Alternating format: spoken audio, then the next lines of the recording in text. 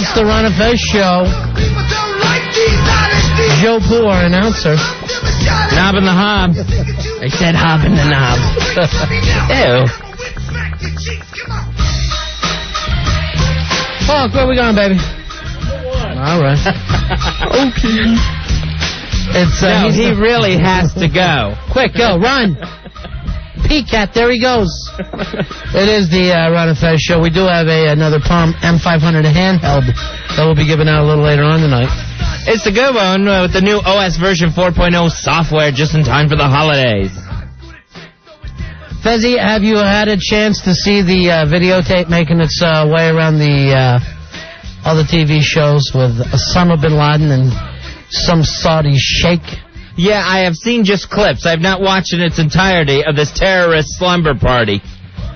Personally, I was furious. I almost kicked... If I was Elvis, I would have shot my TV apart.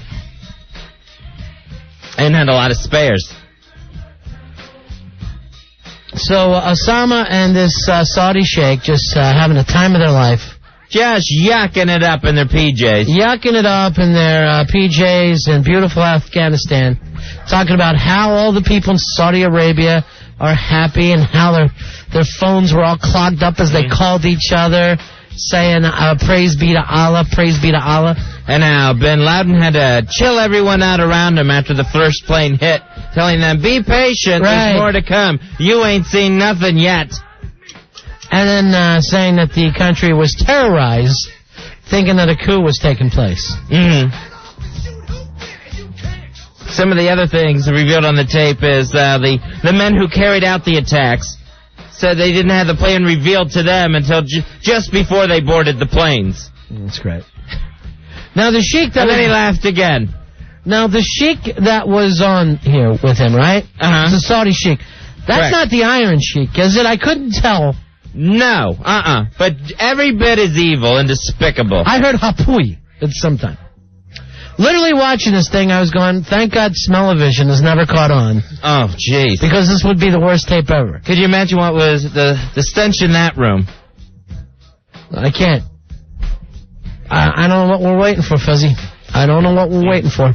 Why are we picking them off one at a time? Anyway, I was furious watching this thing. Right now, I think the president could get away with anything he wanted to do. Sure. Yeah, no one's... That's what we talk about. He could go in and do whatever. No one will complain about a nuke at this point. Draw a big circle somewhere from, like, Libya to China, to right to the Chinese border, and I'm in. But anyway, this tape had me furious. And I'm sure that's, a lot of people are going, why did the government put this out? I'm sure they wanted that extra kick. Right, yeah. Just me personally. Yeah, the date stamp on the tape says November 9th, I think. Allah be praised for that, Fuzzy. Allah be praised. They're constantly praising Allah. Mm-hmm. There's not a moment, like, they're constantly like, had a nice lunch today, Allah be praised. It's like an Islamic version of the PTL Club, as much as they're name-dropping God. Mm-hmm. At one point, the Sheikh actually apologizes for name-dropping Allah so much. He should. He's like, I shouldn't talk in his presence. Bunch of scumbags. All right, already Joe Pooh's got some heat on him. Here's Eddie. Eddie, you're on the Ron and Fez show? Yeah. Hey, Eddie. Buddy. 7763. Listen, Joe, you got some set ripping on Staten Island in your intro when you come from Bayonne, bro. That's a good point. When you went Bayonne is like the cesspool of Jersey. I mean, Jersey sucks to begin with. When you enter Staten Island, the sign says, welcome to Staten Island, home of the Staten Island dump. And you're getting mad at me for that. Joe, how's your dad taste? It's a little tangy. A little tangy. I don't know why we had to go with the dad thing. Did that hurt you a little bit? That hurt. That hurt a little bit. Staten Island is a dump, and that's not my fault. Why can't you just spend the day without attacking part of the city? How hard is that? Why can't you unify? Why do you divide? Everyone's talking about it. I just wanted to voice it. No one was talking about it. Not one person brought it up today. You're not the man of the people. And don't you see this is what the terrorists want, to pull us apart on a day like this? They want a coup. Although if you stack them up side by side, I wonder who has more cultural advantages, Bayonne or Staten Island? Good question.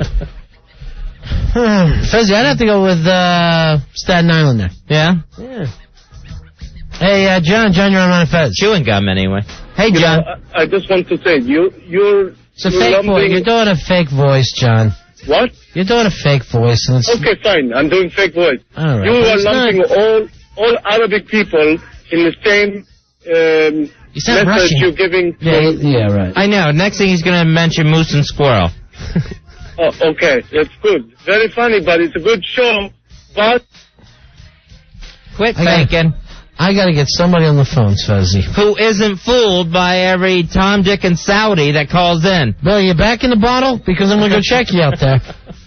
I know. The phone is going to have a breathalyzer attached to it. All right, this on the instant feedback. Staten Island is still part of New York City. Case closed. Bayonne. Barely. On the pluses and minuses, there's the big plus. Bayonne does have the Bayonne bleeder, though. True. I give you all the credit in the world for that. Yeah, what's Staten Island got? Nothing. Dumpy and WSIA. Staten Island's only FM. Today was his day to be on the air, though. Oh, that's right. I tried to get my blender to pick it up, but, hey, Al, I need an ice water. Every day I should have an ice water here. Feel like, We're always waterless anymore. Bin Laden has a water when he does his show. With his pajama talk. Fezzy, I'm telling you the truth. If I was Elvis, I'd have taken my gun out and shot up the TV. The only reason why I didn't do it is because I can't constantly afford to buy new TVs the way the king could. Elvis had him sitting and ready. 877-692-1027. Now, do you honestly think that the people in Saudi Arabia were as happy as these people were saying? I have no reason to doubt it. They said the mosque, they were all happy the next day, and they were all, we never get that situation passed back to us. Hey, Charlie, you're on the Ron and Fez show. Hi, Charlie. Yo, guys, Paulie. I think Billy's going deaf as well as drunk. Dang, Billy, that's 2 in a row now. He's got wine corks in his ears. Not necessarily support Bayonne, but Staten Island smells worse than that freaking Saudi tape that they made. Where are you from, Charlie? You from Bayonne? I'm from Long Island, actually. All right. So you're picking Bayonne over Staten Island? I'm picking anything over Staten Island. Smells like a big pile of sulfur. All right. Now I'm starving. Hey, Nick, you're on Ron and Fez. Yeah, why are you guys dumping on SI, man? It's not me, it's this damn Joe Poo. Joe Poo started it. F Joe Poo, man. Hey, I agree. And Sville. I mean, dude, if it wasn't for Staten Island, there'd be none of that, mafia Goomba crap going around. So they do have the Guinea Gangplank leading to Brooklyn, Fezzy. What could be better? Yeah, everybody who lives on Staten Island thinks they're part of the Sopranos. All right, thank you very much. Yeah, thanks. People in Long Island don't. That was his defense. If it wasn't for Staten Island, bums would have nowhere to eat. What's that mean? You ever go past the SI dump? Bums just picking through the trash. Now, you don't even know that. You're just making up stuff. I'm a kid from Richmond Avenue. I know these things. Richmond Avenue.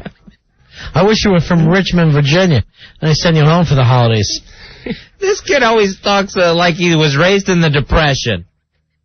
Hey, Ryan, you're on Ron and Fez. Hey, Ryan. Hey, guys. Great show. Thanks, buddy. I was just watching television on MSNBC, and they're reporting that American and British troops have Bin Laden and Al-Qaeda surrounded. Yeah, they've been saying that for 2 weeks. Yeah, they think they've got the cave and everything. All right, we'll keep it on. Where are you watching us at? MSNBC. All right, thanks a lot, buddy. All right, thanks. That's a little... Spy report. All right, we have CNN on in here, and it's just showing the tape again. Of course it is. Which, apparently, this was #1 on TRL's videos, too. This video? This video hit #1 right out of the box today. I'm telling you, Fezzy, if you really want to get mad, watch this damn tape. Watch this damn tape. Hey, Dre, you're on Ron and Fez. Hey, Dre. Hello. Yeah, go ahead, buddy. How you doing, guys? Yeah. Oh, I just wanted to say that, Joe Poo's absolutely right. He's definitely the Pooples champion, and he speaks for all of us. All right, he's the Pooples champion. Nice. Raise the Pooples eyebrow. Let me get Al Dukes in here, please, just for 1 second. Albert, please. He is running around like a Dukes with his head cut off. I hate to bother you during the show, because I know you're watching the back of Billy's head. But can we monitor this MSNBC? Because literally, if we kill this guy tonight, I'm buying shots for everybody the rest of the night. Even Billy? Nobody in here, except for Billy, is paying for their drinks. Wow! Al's all filled up on shots. He doesn't need any thanks. What kind of shots? You know, C shots. You use the C word for just everything. Right. You use the letter C for everything. The C with the K at the end. The C word has replaced the F word for Joe Poo. I thought it was the C with the M at the end. You're not full of that, are you, Al? No, I'm not. Then say you're not. Stick up for yourself for 5 minutes. I'm not full of it. Why don't you go change the channel? I'm going to monitor it myself. Remonitor. It's a real hard job. You know, when you use big words, it doesn't make the job any more important. Monitor means watch. That's all you do all day long, walk around with your remote in your hand. He tries to make the job sound much more difficult and technically advanced by saying remonitor instead of, I'm going to go switch channels. I'm going to go push a button on the remote. Hey, thank you, Al. Big fag. Hey, Andrew. Andrew, you're on Fez. Hey, guys. Yeah. Hey, what do you think's the worst place to live? Bin Laden's cave or Staten Island? Staten Island? Definitely. Bayonne rules, baby. Please, Bayonne rules. Can we please have some maturity? Fez and I want to talk. An Arab's armpit smells 10 times better than Staten Island. You know what? If there was an Olympics for these two cities, they'd both get a medal. All right? There's nothing to be bragging about for these two areas. Hey, Kenny. Kenny, you're on Fez. Hi, Kenny. Is the bowels of the United States. What is? Bayonne is the bowels of the United States. Welcome to Bayonne, New Jersey. Pimple on God's ass. Absolutely. Staten Island, the houses are very expensive. You have residential areas. Bayonne, what do you have? Ungats. Ungats, huh? You got ungats. You know, in Staten Island on garbage night, when the people put all the trash out, you don't know where the houses are. You know, Pooh, you're just being a baby with this. It's like childish talk. It doesn't even make sense. Well, let me tell you something. I'd rather live in Staten Island, and you can take a poll from all your listeners. Anybody would rather live in Staten Island than Bayonne, New Jersey, because Bayonne is the bowels of New Jersey. Thank you very much. All right. He called us in a wife beater inside of his IROC Z. All right. Here's nice. Yeah, nice. He's doing well for himself then. Jess, you're on Fez. Hey, Jess. Jess. Hey, how are you guys? Love your show. Thanks, buddy. I'm telling you, I'm listening to Joe Poo ranking on Staten Island. I live in Jersey, so I got to take his side. But just listen to his voice. He sounds like he's been sucking on a Ron Jeremy lozenge for the last, 10 or 15 years. That's what I was doing. Ew. So you're a little scratchy. You need, a little lemon drop or something. Yeah, there's something... When the secrets hurt. Yes, how about right before the show starts? You have some hot tea and honey. Gargle, something. How about a cigar and a beer? Hey, Kevin, you're on Fez. Hey, Kevin. Hey, what's up with ranking on Staten Island? We got a lot of good things out here. What do you got? We got the Staten Island Yankees. We got historic Richmond Town. We got the Chinese Cultural Club down here. There's a lot of things down here. Snug Harbor. You could go on and on. Yeah. What's Joe Poo got? Joe Poo's got nothing. He's got Stugats. Is all he's got right now. Hey, thanks a lot, man. Thanks, Kevin. You know, I don't want to sit around and just always get in a battle about something. I don't know. I just told one little joke and everyone's mad. Oh, yeah, that's true. Hey, Joe, you're on Tom, you're on Fez. Hi, Tom. Big-ass card holder 8394. Staten Island's got Joe Poo's mom working my corner because she's a slut. Biatch. And your mom is not a slut. Biatch. No, she's not. And besides, she works Richmond Avenue. Yeah, the famous Staten Island Mall. Hey, I'll come back in here so you can give me the update on the monitoring that you're doing. Because I would love, Fezzy, to have a Bin Laden death tonight. Right now they're just showing the videotape still and talking about that. All right, so the spy report. Spy report was a miss. It was wrong. So far that I'm watching. That must be a great job to get paid to watch TV. What show are you watching? Cartoon Network? I'm watching the one I'm supposed to be watching. I like the news you break. Maybe when we come back from vacation, you can let us know Christmas happened. There's no news, Joe. Joe, the news is that they're just going over the videotape. Joe, what did you do? Did you have a Mighty Mouse pill for breakfast today? What the hell's gotten into you? Everywhere I look, you're in a battle. Hold on, I got breaking news when I was out in the lobby. Yes? Al's a big fag. All right, this just in. Over and over. Hold on, this just in. Literally. Al's a big fag. And you know, I'm going to tell you something, Joe. We don't care if he is. It's fine with us. Not when he has his junk hanging out all day long. Joe, it's... Al, don't let your junk hang out. You pull the zipper up. He's got the same material Don't you shave your every face? I'm tired of time. seeing the splooge all stuck in it. Here's the thing. Yeah. Al, just remind you, he works for you. I know he does. Yeah. I know. Do something about it, Yeah. because he's interrupted the show again with this. Do me a favor, work for me right now. It's great, Quit Joe. pointing at your crotch. You gonna run down the hall to Jeremy? Jeremy's not here. No, he's not today. And when he is here, he doesn't know who you are. No, he doesn't know who shoot you you are. away, You salad barely are in the building. He knows who I am. He does not know who you are. Yes, he does. Ladies. Please, can we get back into our show? I hate to break the two of you up. I was Okay. I was But talking to tonight- Jeremy, and Jeremy told me that Al is a fluff girl. Really? That's not going to look good on your resume. I know. You're going to need new business cards. And bigger lips. You don't talk to Jeremy, Joe. I know, that's your man. Now you're saying Joe's not allowed to talk to Jeremy No, I Goldman? know he doesn't. He's not here to even talk to him. You think the people that vacuum up the hallways are management? Here, I got this. And they just look at you, speak a couple Spanish things, and throw it in the garbage.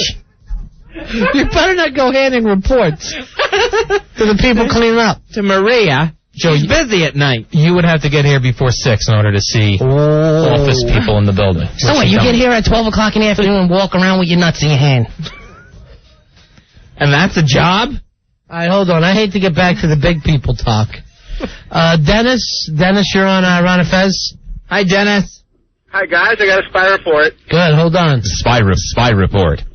CNN right now, they're reporting that Al Dukes is a big fag. Who rules? See, it's all over the place. Yeah, it's the same line over Keep and over your damn again. cheeks I'm closed and you looking won't for- make the news. I'm looking for a CNN report. Hopefully we got Bin Laden in this cave, and, Joe's little poo fans are calling in and lying to me. And Al's out in the lobby, J.O. into a turban head. And you... Do me a favor, Al. None of that. I want you to concentrate on your work tonight. Please. I don't do that. I'm just Anymore. going from what I hear people saying. And, Ronnie, can I interrupt for a second? Hawk, quit looking for it. That guy was a crank caller. You go ahead and look, Hawk. Because it's on there somewhere. I want to believe it, and I want it to be true, and I want tonight to be the night. You know why, Fezzy? Because I never was as angry as I was today watching that damn TV. That hideous videotape today where Bin Laden actually talks about how he thought the damage wasn't as bad as it... Didn't think it would turn out as bad as it actually did. Well, he was so happy. Right. He said out of everybody, he was the most optimistic. I could have killed. I could have went nutty. Al, why are you still here? You have no talent. Why don't you go find a news report on the back of Billy's head? I'm in here doing my job, Joe. Are they scrolling news on the back of Billy's head again? You know they're not. No, they're not. I hope your management buddies come back and they ban you from the studio and this station because you're a talentless prick. Wow. Nice. Wow. Al. Are we going to start this all over again, Joe? Joe, I'm going to move Same on because I'm crap? trying to do a show, okay? But I'm going to remind you, you work for Al. Right. I just That's want right. to ask you I am your something. boss, Joe. Where did you learn how to I do am your radio? boss. Radio Disney? No, I have more than 3 I weeks. enjoy Radio Disney. He worked at Radio Shack. I have more than the 3 weeks radio experience that you have, Joe. Yeah, and I seem to know a Delivering little bit more pizzas about before you you did somehow. this. So I No, deliver you've been here pizzas. 3 weeks, Joe. Boys, can I do a show? Jeez. You have some I've been anal doing to this deliver? over 8 years, Joe. 8 years. What a waste of time that was. You have? And I went to college. That's something you also don't All right. know about, Joe. Oh, Please. now that's not fair. What'd you get your degree in? Teabagging? Radio, Joe. Yeah, sure, whatever. Radio teabagging? And now for a degree in teabagging. Al thought it was toboggan. He thought he was gonna letter in that sport. You're not making things go better, Fezzy. Here is Jack. Jack, you're on a Fez. Hi, Jack. Yeah, I want your professional opinion. What are you going to do now that all the other raid countries know that he's a murderer? Are you going to support these rag countries yourself? Me, myself? But, no, it would mean a lot to me, Fezzy, if some of the Arab countries would go, how can we help? We're going to be with you. I haven't seen one of them step up and say, we're going to be with you. Let's, you bring the CIA, the Army into our country, and we'll have our guys with you. And we'll get everybody as part of this Al-Qaeda network. Right. A show of faith. Something. How do you even say that network? Al-Qaeda. Al-Qaeda. There's no I in Al-Qaeda, Fezzy. No. That's what Bin Laden actually yelled. No, there's not. He yelled that today. There's no I in Al-Qaeda. 877-692-1027. Hey, David, you're on I Run a Fez. David. Hey, how's it going, man? How's it going, Fez? Good. What can we do for you tonight, David? Yo, I would just love to have a boss like Al. I mean, Joe's just getting away with murder here. I know. Wouldn't that be nice if everyone could just do this to their boss? Oh, and plus get paid for it, too? Yeah, what are you still doing here anyway? And why don't you, all you ever say, what's your job, making shadow for What the is carpet? your job? Interrupting this show? Oh, look, Al While just they're trying to talk? Al just scratched his ear. Look what fell out. That's a cork. This fell out of his butt. Yeah, if I had a job like that, I would look forward to going every day if I had a boss like that. Thank you very much, David. Joe, prop jokes aren't going to work on this radio show. Yeah, but Joe would know that. He's been in radio 3 weeks. Yeah, put it back in there. 3 weeks, Joe. Put down that cork. Don't throw a cork at him. Hey, Tim, you're on Run a Fez. Hi, Tim. Yo, what's up, man? Yo, Al Duke's got AIDS. He looks like he got AIDS on that picture on WNEW. All right, jeez. Lord, Fezzy. He would have had to have sex. Yeah. He does. That's a 9, Billy.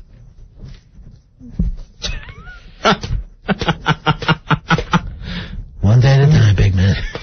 1 minute at a time at this point. My gosh. I know I could get one caller at a time, please, Billy. I could use a drink. Now listen to these two.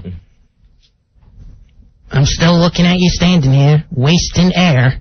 Interrupting the show, as you always do Why anytime are you you in open here? your mouth, Joe. You have nothing I work to here, give Joe. to the show. More than 3 weeks. You have nothing to give to the show besides spit on a mic. Why does he have to leave the studio? He's not allowed in here. Your management buddies don't want you in here, remember? No, they want me in here, Joe. Those are the So I can see what you do and then tell them it's very, very little. So while you're standing behind me with your pants down, you're analyzing what I do for the show. I'm watching you do nothing. How long... All right, hold on. And then I honestly want the show back. How long are you going to put up with this, Al? When are you going to be able to do something about it? If you're in a management position. I am in a management position. And I need to sit down and talk to him about it in a meeting. And he, I tell him, come in at 5 o'clock. He comes in after 6. And then we're into preparing for the show. So if he came in early, you'd fire him. Fire him on. I can't blame him for not coming in. Every day with this, and it's the same line. Tough Al's ass, little baby. Don't touch me, Joe. Little baby, little baby. Get off. What are you going to do? What are you don't? What if I do that? What if I do Joe, that? maybe I'll pummel you into the ground. Baby, little baby. Joe is doing the baby thing of touching like you would do with your sister. And he keeps just popping Al in the cheek. Baby, don't touch me, Joe. Get off. Joe, I ain't playing around with you. Joe keeps hitting him in the face. I ain't messing with you. Just tapping him. Does you need your diaper wipey changed? They're not touching diaper wipey. Little baby gonna cry to the management. No, I'm not gonna cry to the management, Babies don't cry to management. Well, what's the point of that? Al, you're nothing but a pussy and just realize All right. Don't touch me, Joe. Baby, Get off, Joe. baby. You want to keep doing this? Yeah, We're going to do this all day? We're going to do this all day. Why don't you do something about it? To make my job easier. Why don't you do something about it? He's not. What do you want him to do? What do you want Punch to do, you?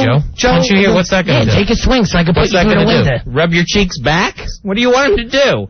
So then you have something against me with management? I don't need management. I'll just knock you out here. You're not knocking me out here, Joe. You gonna cry? I'm not gonna. I'm not crying, Joe. Baby, baby, look at the soft skin. Go ahead, keep trying to touch me, Joe. Look, you missed. Now Al is swatting his hand while Joe keeps tapping him on the cheek. Let me rub your baby head. Come here. Get on, Joe. What do you want me to do? You're just going to keep doing this? All right. Jeez, I'm so annoyed. I swear it's like taking a car trip when you got infants in the back seat? Al, I don't know how you can stand there and take it. Well, I'm not going to take it if he's going to keep nudging me. You can't be pushing people at work, Joe. Let's see. Well, George, you're on Run of Fez. Hey, George. Buddies, Buddy. what's going on? Yo, my whole thing is I want to know, what does the Nature Boy think about that tape? The Nature Boy? Yeah. We keep looking for him. Fezzy, every day we put out the big NB thing. The Nature Boy signal. Hey, Craig, you're on Run of Fez. Hi, Craig. Craig, you're on the air, buddy. Craig? Hello? Yeah, go ahead, buddy. I just wanted to say Al is like radio air brakes. He's horrible. He's like a resting cable on a carrier deck. Joe, you rule. All right, thank you very much, Craig. Andrew, you're on Run of Fez. Hey, Andrew. Andrew? We lost Andrew. 877-692-1027. All right, Fezzy, we got this off the MSNBC.com. Afghan troops and U.S. commandos have surrounded the cave complex in Tora Bora where officials suspect bin Laden is hiding. All right. So at that point, they think he's down there. There's a $25 million reward already out for some of these Al-Qaeda leaders.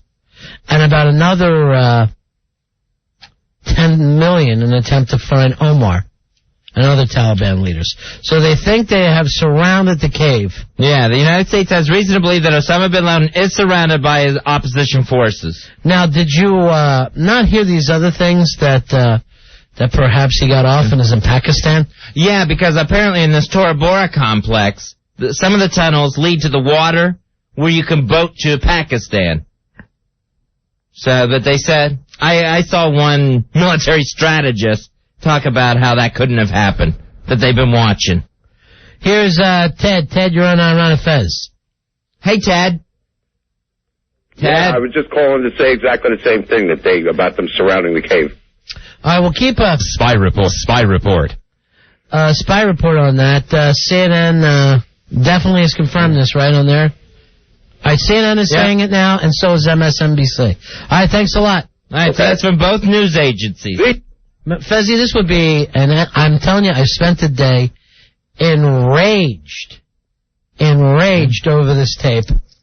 And if they whack him tonight, maybe that's why they did it. Maybe they thought... I know, doesn't the timing seem really perfect? It is for me. When bin Laden appears at his most hideous, out of all his hideousness, tonight's the night they drag a corpse out of the Tora Bora caves. All right, somebody wrote in, didn't you guys bet on the day bin Laden would be captured or killed? I'm not sure, but I think Ron chose December 13th and Fez chose February 11th. I don't remember that at all. Do you, Fez? I said around Super Bowl, so that would be February 3rd. February 3rd. I don't remember saying the 13th. But Lord knows half the things that we say in here. Hey, Jerry, you're on Run of Fez. Hey. How you guys doing? Hey, Jerry. Hey, I think Al just knocked the crap out of Joe Poo. What are you doing? I would have done it myself by now if I was you, Al. But that's me. I'm different. Jerry, what would you do if someone kept tapping you in the face and going, baby, baby? Knock the crap out of him. What about and Al, what about the day he mouthed off to me? I gored him, speared him into the wall, then threw all the carts on top of him. Right. Then he got a cart shampoo. And has he started with me since? No. No, he hasn't. You're too feminine to do that, aren't you? You big baby. I don't do that. All right, please. He's driving me crazy. Is he a baby or is he feminine? He's a feminine baby. That's nice. That's soft. Talk about soft. That would be nice. Here's Matt. Matt, you're on Run of Fez. Hello, Matt. Yeah. Since Al can't do anything, I was wondering if he wanted someone to come in and, do a little fisticuffs with Joe Poo there for him. You want somebody to fight Joe for you? No, I don't need someone in here fighting my battles for me. No, not fight your battles. Mommy in here, I'll act as your arms. You would have to put your arm. Al would have to hold his arms down, and you would have to poke yours through. That I would pay to see. No, that I'm not doing. Seriously, but you had to promise it's not a four-arm against two-arm fight. If you were to do that, if you put your arms behind you and let somebody else put their arms through, do you think you could beat Joe in a fight? And there would be like a big black drop cloth behind him, so we wouldn't know it was somebody else. All right, here, Hawk, put your arms through here and see. Let's just see how it would look. Yeah, the reach isn't going to all be there. That's the problem. You're basically starting at elbow, not shoulder. What if we made them both do that, though? There'd be a lot of gut shots in that fight. Right. Are you just trying to get him to cornhole you? You got Hawk all up against you. You got to really get inside with this kind of boxing. Get your balls out. Hey, Frank, you're on Fez. Hey, Frank. What's up, guys? Yeah. Hey, listen, I know Al has his moments. Sometimes he can be an a-hole, but, man, Joe Poo just pushed him like that. Al did the right thing. He, shouldn't do anything. He's got too much more to lose. He's got a career. Right. Which is probably much more than Joe Poo. So, of course, ignore it, man, Well, ignore it. Well, good, because that's what he does. It's good to get behind him here. Yeah, I mean, it's the right thing to do. But I'd do the same thing if I was Al. How long are you going to ignore the guy for, though? What? I'd probably ignore him. Well, it depends on what his motives are. If he's going to sit there and there's going to be a boiling point, of course, but... Right. I got a quick question. But don't you think this is going to look bad in the long run on a career? The fact that you can't handle your own people? I think Al should go take him behind closed doors and then have a wholly different talk. Because I think a different person behind closed doors. So, it's just for the show or whatever. But I just got one question for Joe Boo. Is that his real voice, or does he have a fake one? That's his real voice. Man. Hideous voice. When he was born, the nurses dropped him on his throat. It's very sad. Right on the rope. The doctor spanked his Adam's apple. By mistake. Have you ever tried to talk to him, Al, man to man? Well, he went away from us, away from the show. You got those droopy dog eyes, like you're a beaten dog, and you're taking it from this kid. You're a bitch. Joe, like this guy was saying, I've been doing this for 8 years. You've been doing it for 3 weeks. I have a lot more to lose if I'm... What do you have to lose? What do you have to show for your career? Can I tell you something now? And I'm going to tell you the truth. Okay. You take this tape in to anyone who works in this country, and anywhere, and say, this guy kept doing this to me till I smacked the taste out of his mouth, and then would go, well, about time. Nobody would say, oh, you can't do this. And no one would tell you you've done the right thing. You do the right thing by just knocking his ass out. There's no one that'll disagree with that. Hey, Anthony, you're on Mount Fez. Hey, Anthony. Yeah, how you guys doing tonight? Listen, I think you guys should settle it in the ring. This way everybody can get involved and it'll be a spectacle. Have you ever been in the ring before, Al? No, I've not. Have you ever been in the ring before, Joe? Yeah, I have. Yeah. Ring, not rink. In a ring. Oh, no. I want to settle I knew it. In the ring. Joe wants to settle this as roller derby. All right, see you guys. We settle this in the rink. That'd be so great. Al, do you think rollerball? In all honesty, if you put the gloves on, you think you can take them? Yeah, I could, definitely. No, you couldn't. I saw the way you went down when Ron just barely pushed you over the cart. That's respect. Hey, wait a minute. Barely pushed you in respect. Right. I'm going to knock both your asses out. I'll take you both down. Al, Joe Poo would kill you. No, I work out. You work Joe out. smokes. That is true. I could smoke and fight him with a beer in hand and win. You smoke constantly. You don't stop smoking. And when Ron knocked you down, you couldn't even get up. That is true, too. You were like a turtle on your back. So why don't you do it, then? When I do what? Why don't you knock me down or fight me, you I work bitch? here, Joe. I'm not going to punch you. Let's go outside. He's got 70 pounds on you, Al. Don't... Yeah, but it's fat. I would kill you in a fight. Yes. Are you kidding me? And it'll kill you. I'm definitely in better shape than you, Joe. Am I not? I have no idea. He's definitely better cardiovascular shape. I'm willing to guess. You have a lot of gay sex, so... Joe, you smoke every break. You eat... I see the way you eat around here. Why don't we just settle this with a hairline race? Get in the ring. Oh, you're winning. I don't know. That's a close race. That's a close race. I don't know. He's also got 10 years on you. This is going to be a photo finish at the back of the neck. Yeah, I'm surprised your hair's not growing back with all the protein that lands on that scalp. Oh, wow, really? No. Yeah, really. It is real. All right, let me take a break. Leave Israel out of this. We take a break here. We'll come back and actually start the show. 877-692-1027. We're on Fez. Here's Ron and Fez. Obviously a major malfunction. 102.7 WNEW. We're Ron and Fez. Reports, of course, coming in that Osama bin Laden is surrounded in a Tora Bora cave complex. CNN reporting that. Also, MSNBC. Speaking of being captured, Billy Staples will be on stage this Saturday. 2 shows at the Brokerage Comedy Club, Merrick Road, Belmore, Long Island. He'll be appearing with Paul Bond. Together they make up Air 6. Call for tickets, 516-785-8655. Fezzy, I'm running around checking all these sites, and the story's kind of saying the same. Al, you're going to keep an eye on this tonight? Yes, I am. And let's hope by the end of the night tonight we're reporting that we dragged his carcass into the street. Al's got a brown eye on it. Al. That means it's balloon knot, doesn't it? Don't sit on there. He's got the same gay jokes over and I'm not gay, Joe, so what is that? You're very I have much never gay. heard the brown eye on it one. He's my brown-eyed girl. Anyway, Al. Yes? Would you keep an eye on that? Yes, I will. Yeah, why don't you leave the studio? Here, let me take your headphones off. Oh, the headphones just got knocked off of Al's head. Don't be stupid. Don't be All right, Joe. That's too late for either one of you not to be stupid. Did you have a nice smoke out in the break, Joe? All right. Hey, Pete, you're on the Ron and Fez show. Hey, Pete. Don't kick your ass. What's up, fellas? Yeah.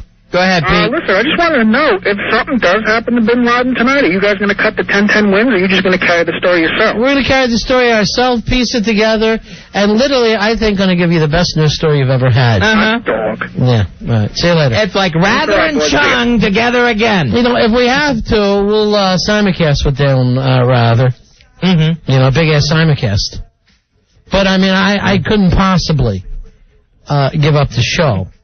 If we had great news like this, we're getting whacked. All right, we find out Osama gets whacked tonight. Have a videotape in here with Ronnie and I sitting on pillows, and we will talk about how the carnage of his corpse was much greater than we expected, and we'll sit here and laugh. Get his pajamas and napkins to put on our heads. All right? And we'll make our own laughing videotape when they haul that SOB's carcass out of Tora Bora.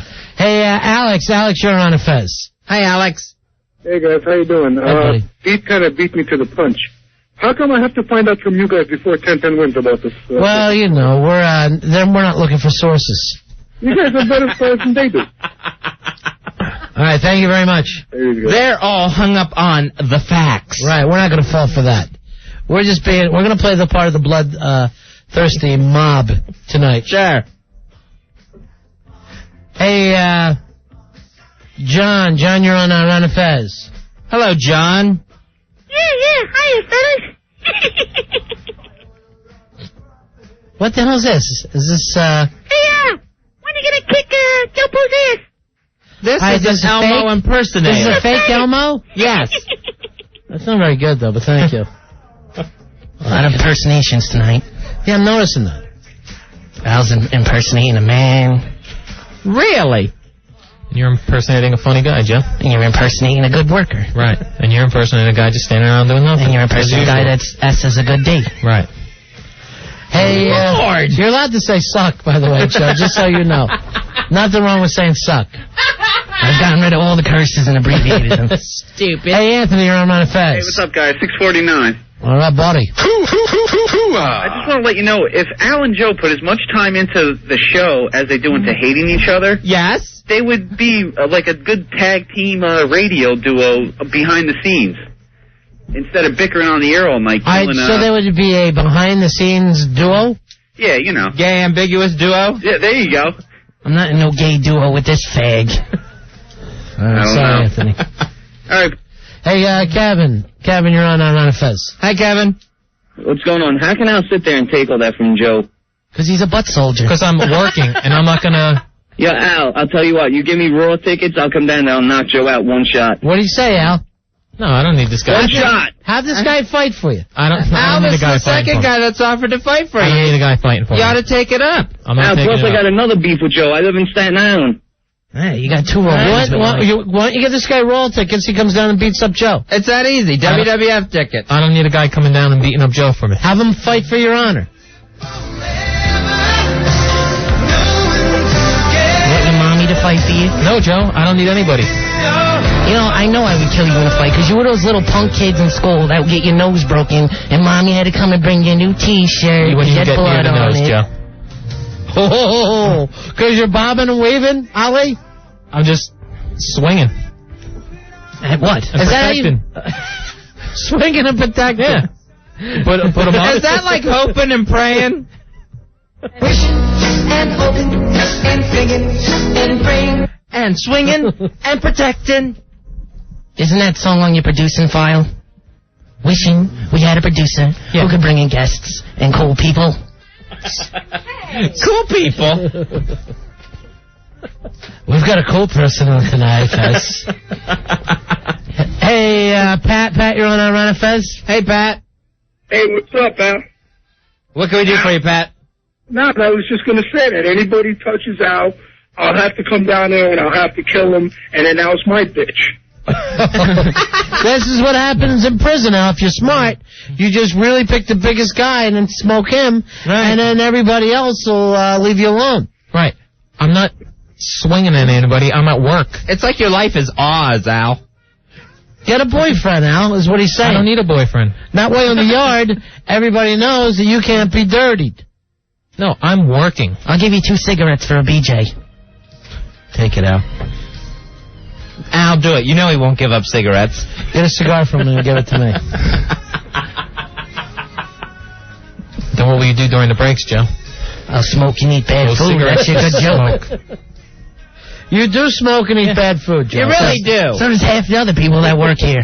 You know. Yes, but we're not constantly knocking off his headphones. Right. He doesn't need them. Joe, Al, why don't you get in a ring with him? I know I asked you before and you said no. Come on. I would kill him if I got in a ring with him. Then do it. Stop talking. You wouldn't even be able to keep your Then arms do up it. from being so tired from the smoking. I just have to point out. I can't imagine the whirling dervish of a windmill you would go into the ring as. No. Joe would kill you. Scientific. I'm definitely quicker. That's true. I'm thinner, quicker, Prettier. Frailer. leaner, Pastier. not frailer, Yeah, you're really frail. more fit, definitely. I mean, How many? seriously, look at the two bodies. If you were doing a jumping. No, I won't. No, I don't mean like that. But Pretty. physically, for a fighter. So get in the ring then. Maybe for a track star, Carl Lewis. Come on, do it, featherweight. I would kill him. Al, Joe, I'm telling you the truth. I don't even think you could do a jumping jacks contest against him. Right. You drop dead from that. Maybe, but I'd kill him in the fight. 3 punches and he's on the ground. We're not responsible if he tries jumping jacks, are we? 5 pumps, 5 punches. All I would need to do is move around in the ring. Versus 5 punches. Al, I'll be there to make sure Tara Lipinski doesn't dive on your back. She's got to skate. Watch out. She comes in behind, doing a figure 8. Next thing you know, Al Dukes is Nancy Kerrigan all over again. If I moved at all in the ring, My you'd be knee. exhausted. You'd be exhausted, Joe. It's all talk, blah, blah, blah, until I shove my... Oh, Until you're Joe, you got the still balls to smoking. say blah, blah, blah. Yeah. The yapping you do, like a porch dog. Joe, will you be smoking? Yeah, I would While be you're fighting? smoking and a beer in the hand and I would knock you out. And then he'll put a cigarette out on your forehead. Oh, that's great. I love that one. Thank you. Yeah, that might work, Joe. Hey, Andrew. Andrew, you're on Ron and Fez. Hey, Andrew. Hey, guys. Yeah. Hey, I guarantee Al fights like a retard. He has both arms swinging like a windmill. You're getting that from Fez. Al doesn't fight that Andrew way. came up with that on his own. Hey, guys, I'm a black belt in karate. I'll come down and train him. Who are you training, Al? Yeah. I'd love to see you training for a while for this, Al. So that you're not fighting like a retard. Now, is it true you have black and white checkered boxing shorts?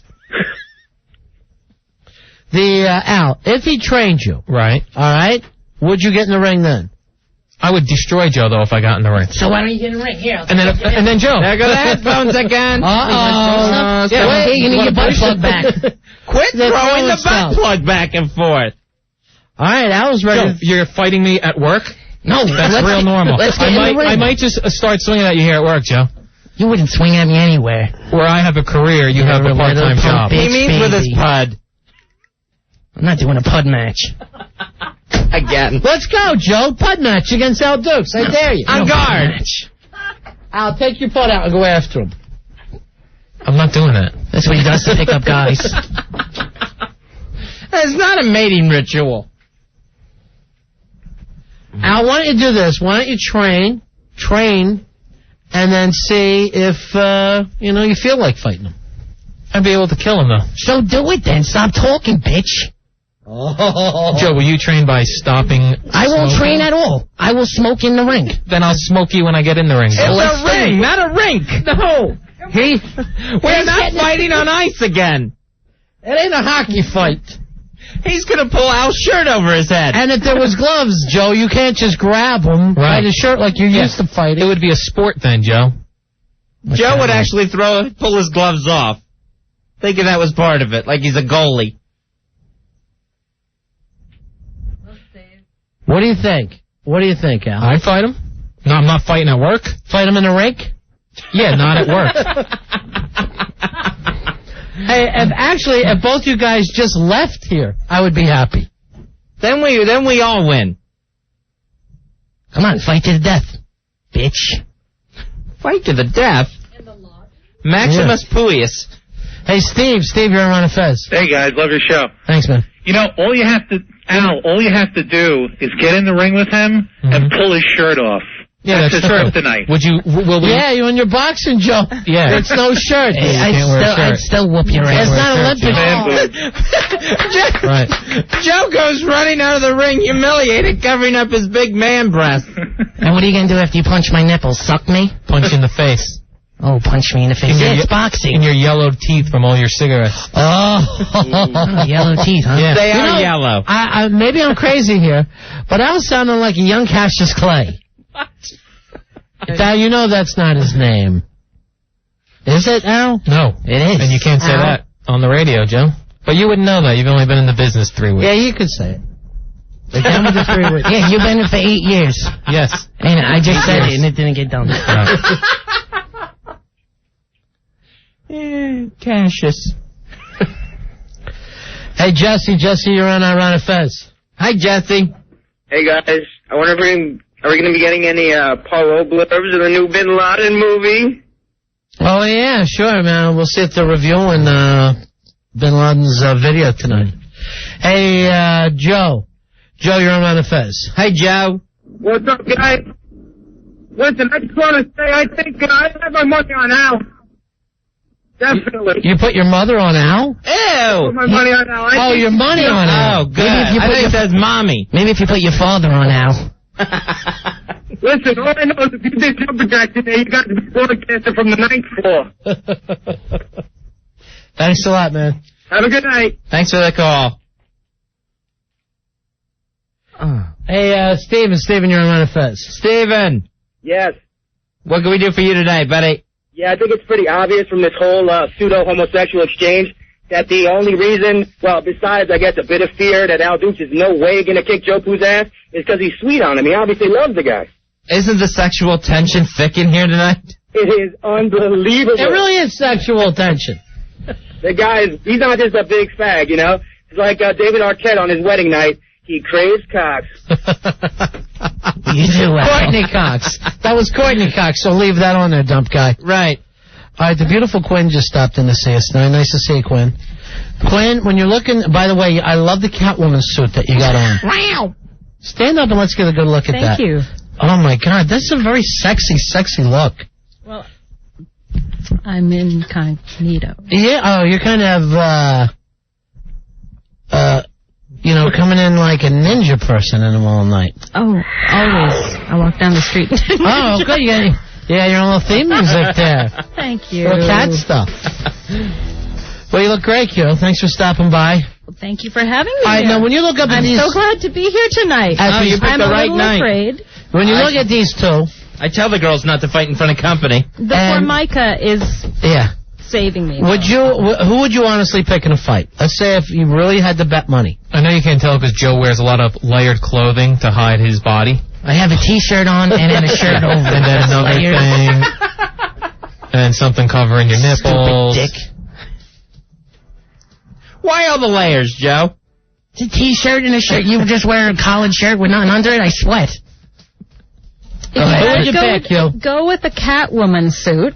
Who would you pick in a fight? Who would I pick? Oh, boy. Al Dukes or Joe Poo? Who do you think? Just looking at... The sweat is breaking. You're going to pick Ali or Cocky Balboa? Well, aren't you both Cassiuses? Cash-eye? They're both ashes. All right, let me check. Let's bring the stamp by. Let's bring in Billy. This is tough. Let's bring in Billy. Let's bring in Rory and Hawk.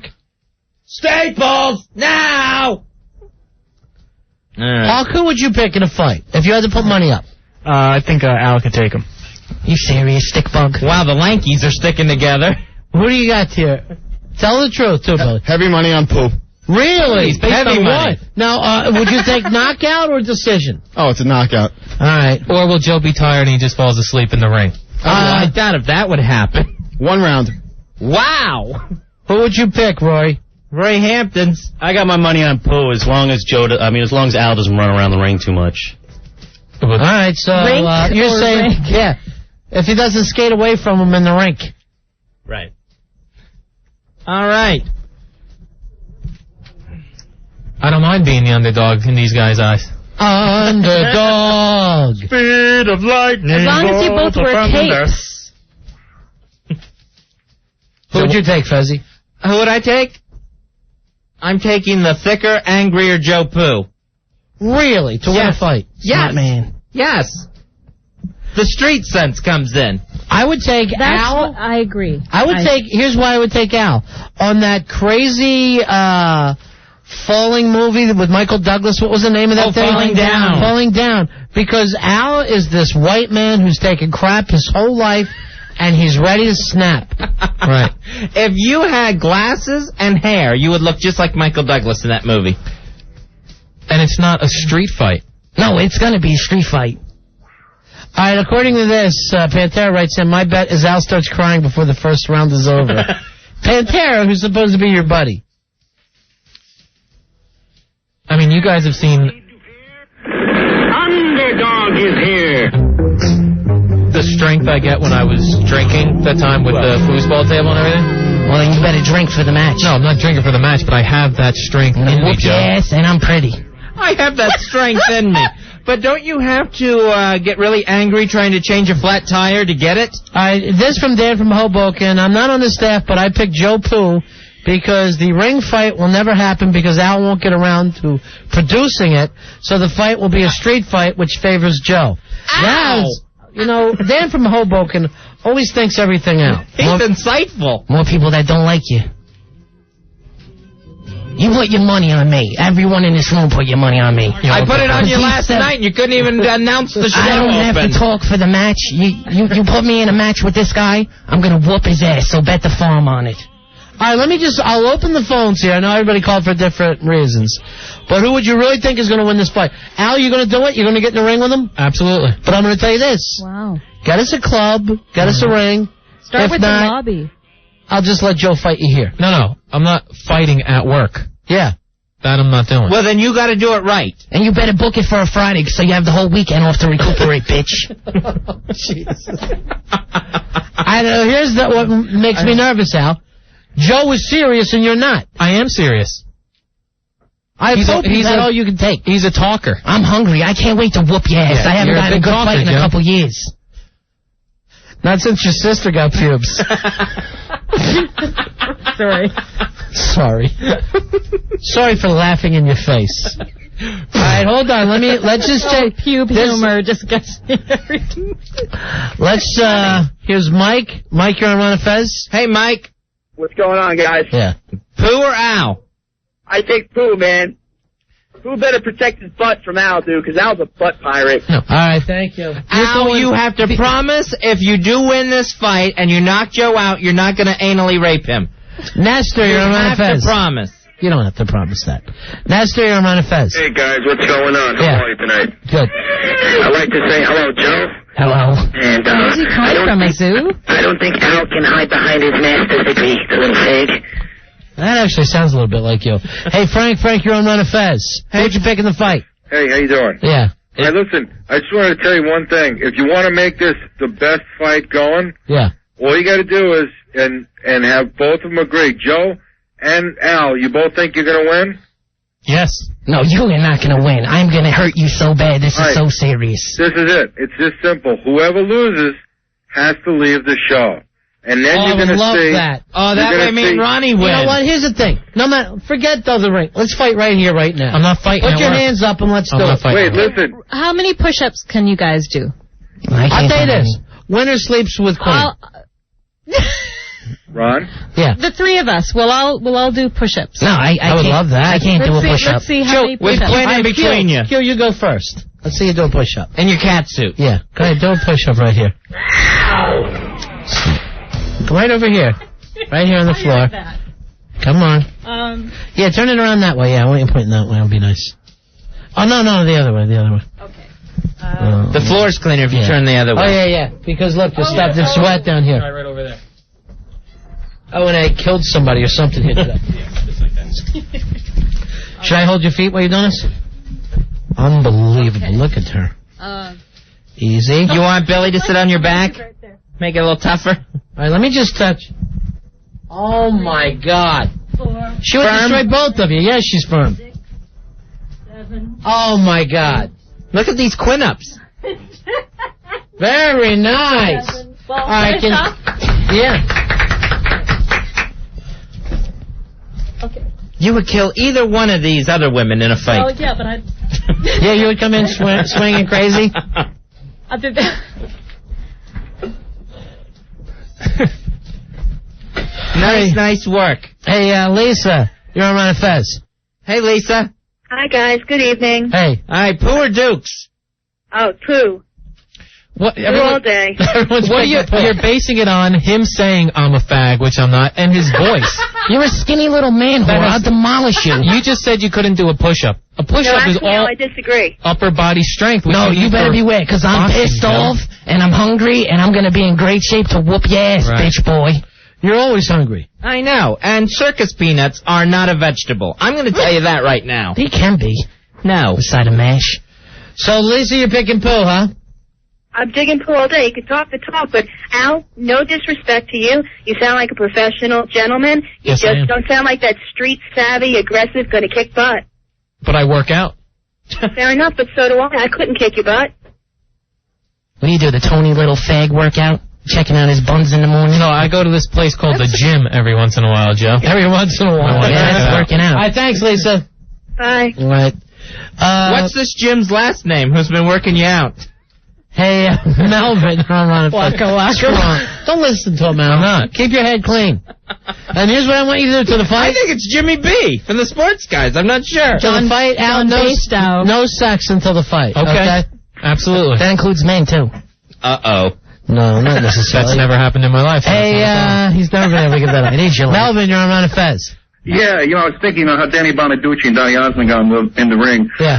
And Donnie was a lot of talk. He was very confident. Danny, though, is much more streetwise and had a little more natural athleticism to him. And I think the same thing bodes well for Joe Pooh. Who fought Geraldo when Geraldo... Wasn't that Maury? Really? I have no idea. Sally I know Jesse Geraldo Ramos. used to actually get in the ring, right? These people with the street smart, that doesn't count. You come from Boxing. You come from the main streets of Woodbridge. I come from a the Colonia. sporting background. You're dick smart. Really? And I don't. I played football for 12 years. Yeah, but always on the 65-pound team. That was wrong. You didn't belong there. Hey, Spencer, you're on Ron and Fez. Hey, Spencer. Hey, I think they need to make a good bet on this. Yeah. That needs to come down. Maybe every day Al's got to call him the king or something. Oh, I like that. Something, so every day they got to call each other something. Hey, I like that idea. Spencer, you think Joe's going to win this, or is it going to be Al? I've got my money on Joe. I think Al's too much of a puss to get in the ring. All right, thanks, man. No problem. So, Al Dukes, at this point, a lot of people are picking Joe just because they don't think you'll show for the fight. That I don't get. Not even actually during the fight. They've already not picked you before it starts. That doesn't make sense. Here's Justin. Justin, you're on Ron and Fez. Hey, Justin. Hey, what's up, Ron and Fez? Hey. Joe Pooh is going to win. Let me ask you guys a question. Have you ever heard of a boxer named Butterbean? Yeah, sure, we know Butterbean. Okay. Now, that's about a 300-pound guy who can get in the ring and take a guy's head off. So, Al, it doesn't matter what kind of physical shape you're in, because you can weigh 300 pounds and you can knock somebody's head off, even if they're 220 pounds of lean muscle. So, there goes your theory. No, a Butterbean still works out, doesn't smoke. he's an athlete, even though he's large. I guarantee I'm not going to smoke, and I will eat right, and I will be working out, and I'm going to be at the gym, and you're a dead man. You're not going to smoke. Guaranteed. Right. I already started. Look, I got my Diet Coke. You're an idiot. Hey, Joe Pooh. He only ate one of his ho-hos tonight. Hey, Joe Pooh. That's a Do me regime. a favor, and when you hit Al Dukes, just make sure you hit him in the mouth so he quits talking so much. I'm hitting him for everyone at the station that hates him, all the people that listen that hate him. Who hates him? Yeah, Everyone. exactly. Who hates me, Joe? How many punches is that going to be? Let's start adding them up. You couldn't get along with Opie for one. You keep bringing. That's the only name you ever come up with. And the whole staff. yours. The whole staff No, down there. not What, the one whole of them staff. likes you? Who?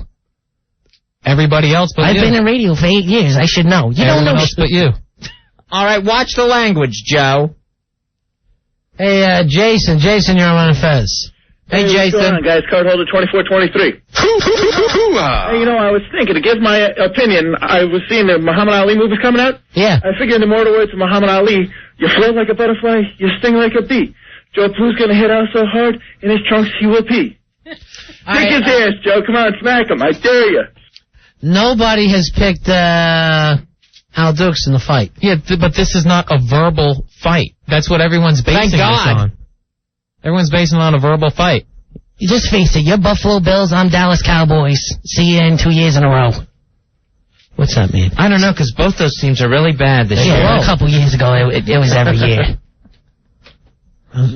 Yes, in the 90s, in the mid-90s. What is your body fat percentage, Joe? It's probably a little Probably higher up than there. yours, but I will still kick your ass. Probably up there. All right. What's your Not protein? everyone has those stats handy, Al. Yeah, I'd like to have a cotton swab and go through your mouth and find all the, you know what, in there. All right. Try Craig's Let me swab. take a break. We'll come back. Let's look into the Bin Laden thing. All right. The break. But the good news is Al has decided he's going to get in the ring. I'll kick his ass. You're a dead man. Please. You're a dead man. I just clapped a dead man. Yeah, you can clap for a dead man. Dead man clapping. Dead fag walking. We are the Ron and Fez Show. Ron and Fez. 1027 WNEW.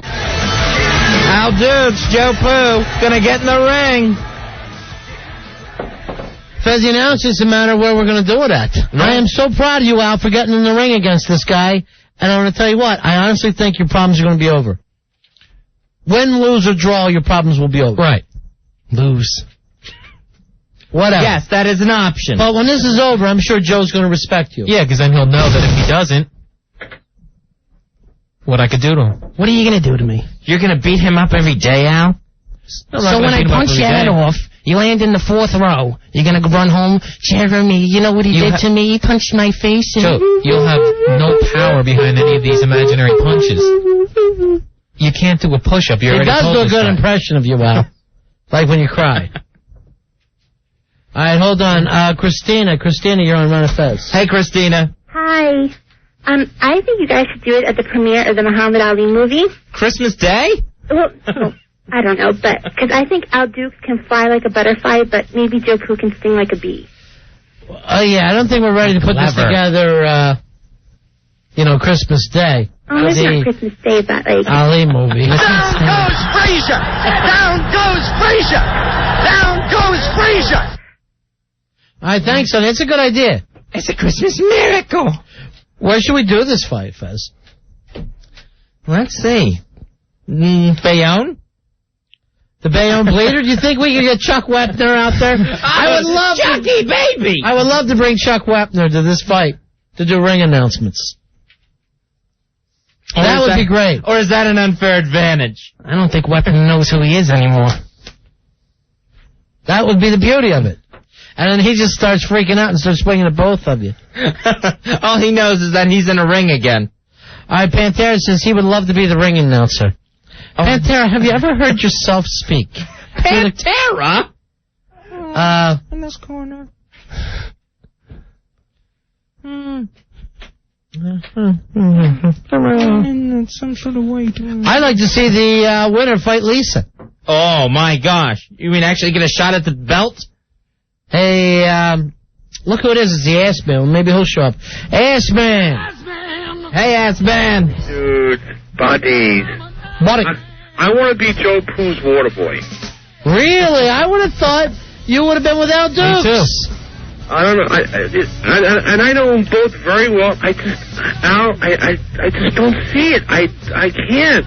And he's a vivisionary. Yeah, he is a visionary. I can't. I mean, I know how it works out. And, God bless him for being in shape and everything.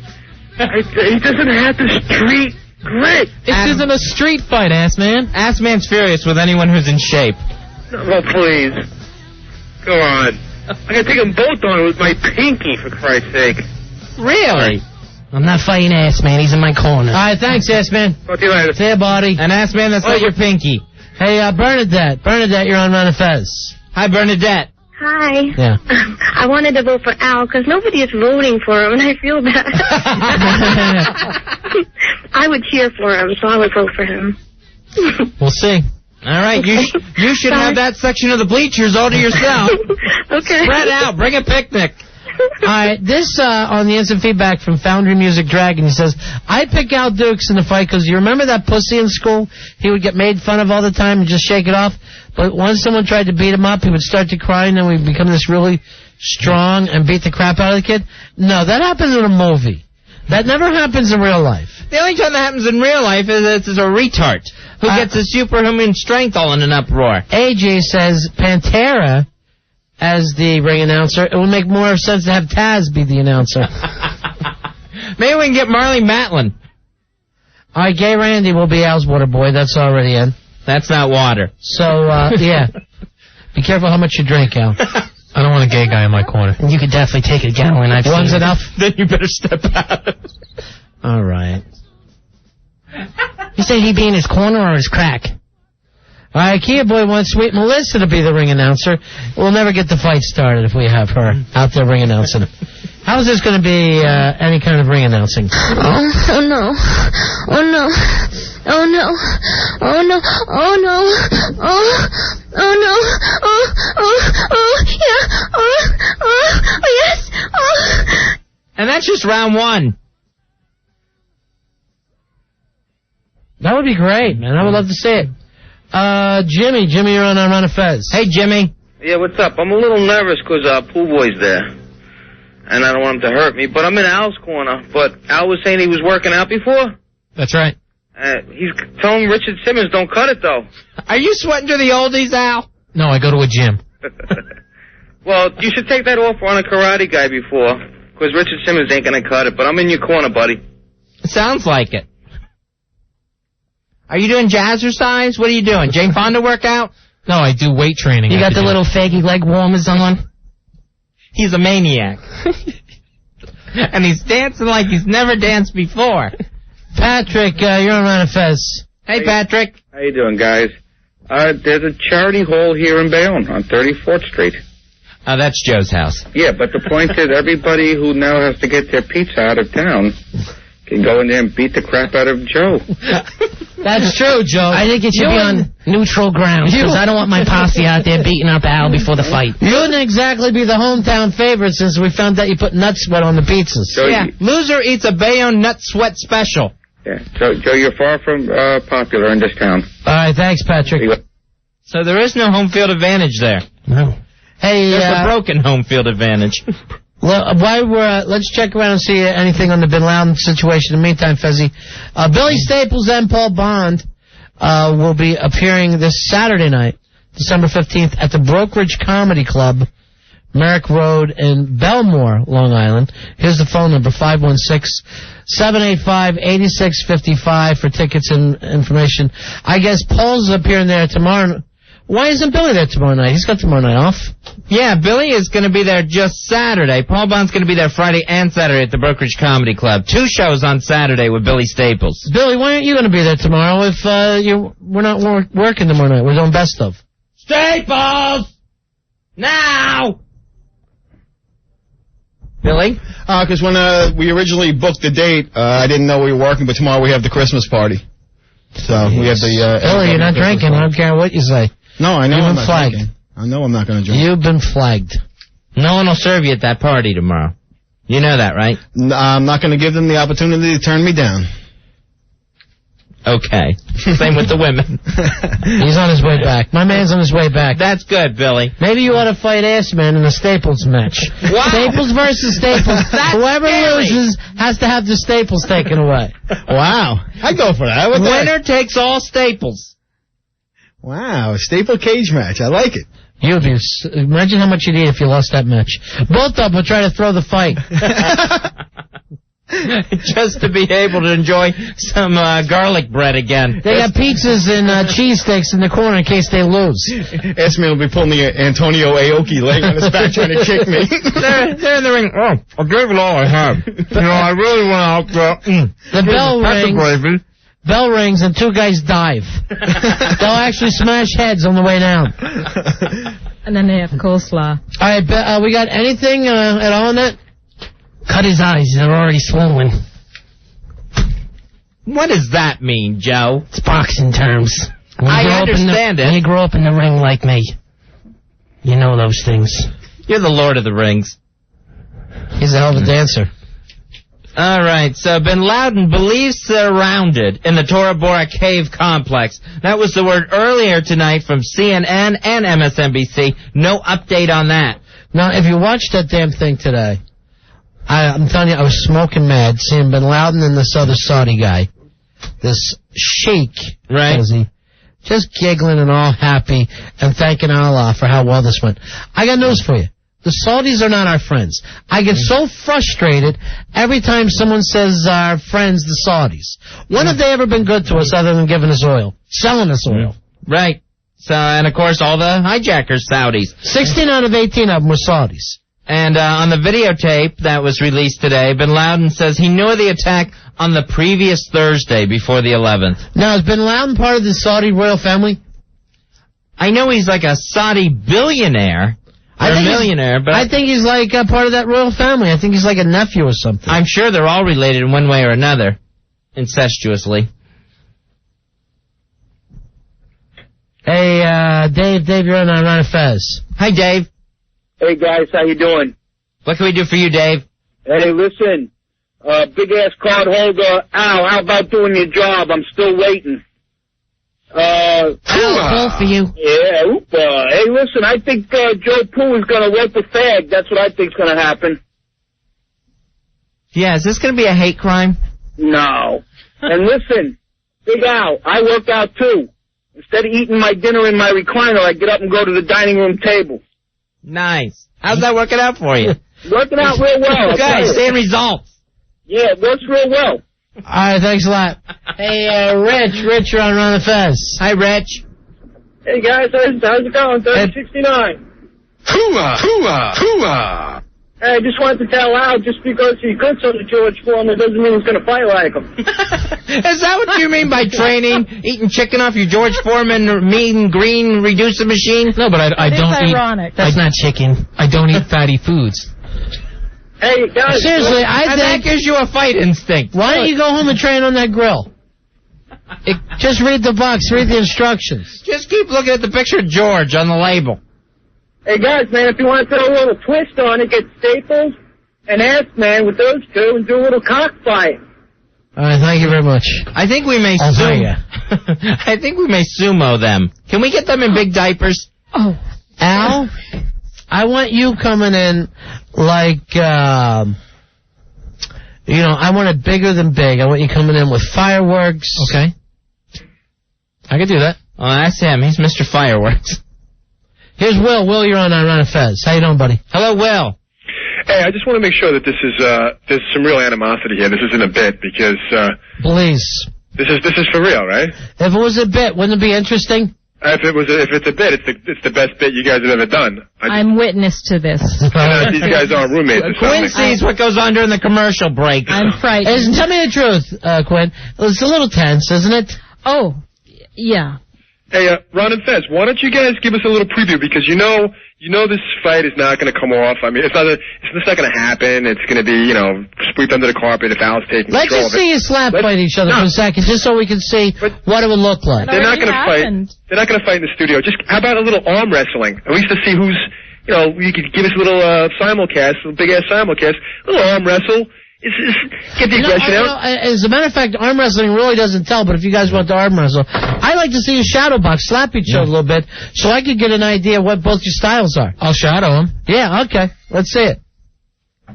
Huck, I need me and my shadow, please. Roundhouse. All right, here they go. Oh, no, God. All right, look at Joe. All right, they're seeing who can get lower. Oh, Joe got one in. Look at this. Look at this. What do you got? Why did Al turn into Ben Stiller? All right, they're just... Oh, man. Watch Al's feet. Joe Poo slapped him on the nose about 3 times. Joe going for that real low center of gravity. I don't understand that. It's like a midget. Oh, Al turned around. Al spun and turned his back to him. Both of you stop for a second. All right, both of you stop. Stop it. See who's more blown up. Listen to how I breathe easily. Oh, that's Joe, good, nasal strips. You're a little exhausted, Joe. Yeah. Joe, at the same time, that Joe did get in the most slaps. He was grabbing at some points, though. Who needs dialysis? Joe actually went for the chair just to plop in it as Ronnie's saying, no, come back to the mic and let's hear you breathe. All right, man. I don't know, Fuzzy. Now I'm thinking Al. I think the Karst one. It was so Ben Stiller. Why would you hear this stupid thing? What you got, man? Hey, we're giving out a cool prize tonight, Fezzy. We've got a Palm M500 handheld. That's with the new OS version 4.0 software. It's just in time for the holidays. You can log on to palm.com for more purchasing information. I am so happy that these guys are actually going to get in the ring. Me too. Let's try to get a hold of Lisa. Do we have Lisa's home number? Yes. Because I can't think of another salesperson that we could call at home and say, who's got clubs? Right. Do we care where we want to be? Do we want to be in the city? We want to be in Jersey? We want to be in Long Island? It doesn't matter to me. Me neither. Maybe we should get out of the city for a change. Maybe we could do it in Woodbridge. Hometown boy like yourself? Hometown boy. All right, maybe. We'll see where, decent club. Decent club is what we want. And a nice, decent ring. I'm proud of you guys. I love the pirouette.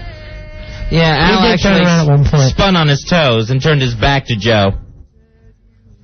Look how hot Quinn is, Fuzzy. Oh, yeah.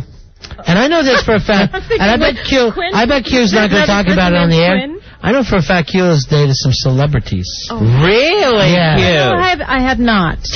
I know. And I'm not going to say. I'm not going to say. The celebrities say. But a couple of big ones. Oh, no. A couple of big ones. One. Two big ones. One. Two big ones. Who? Oh, I should say.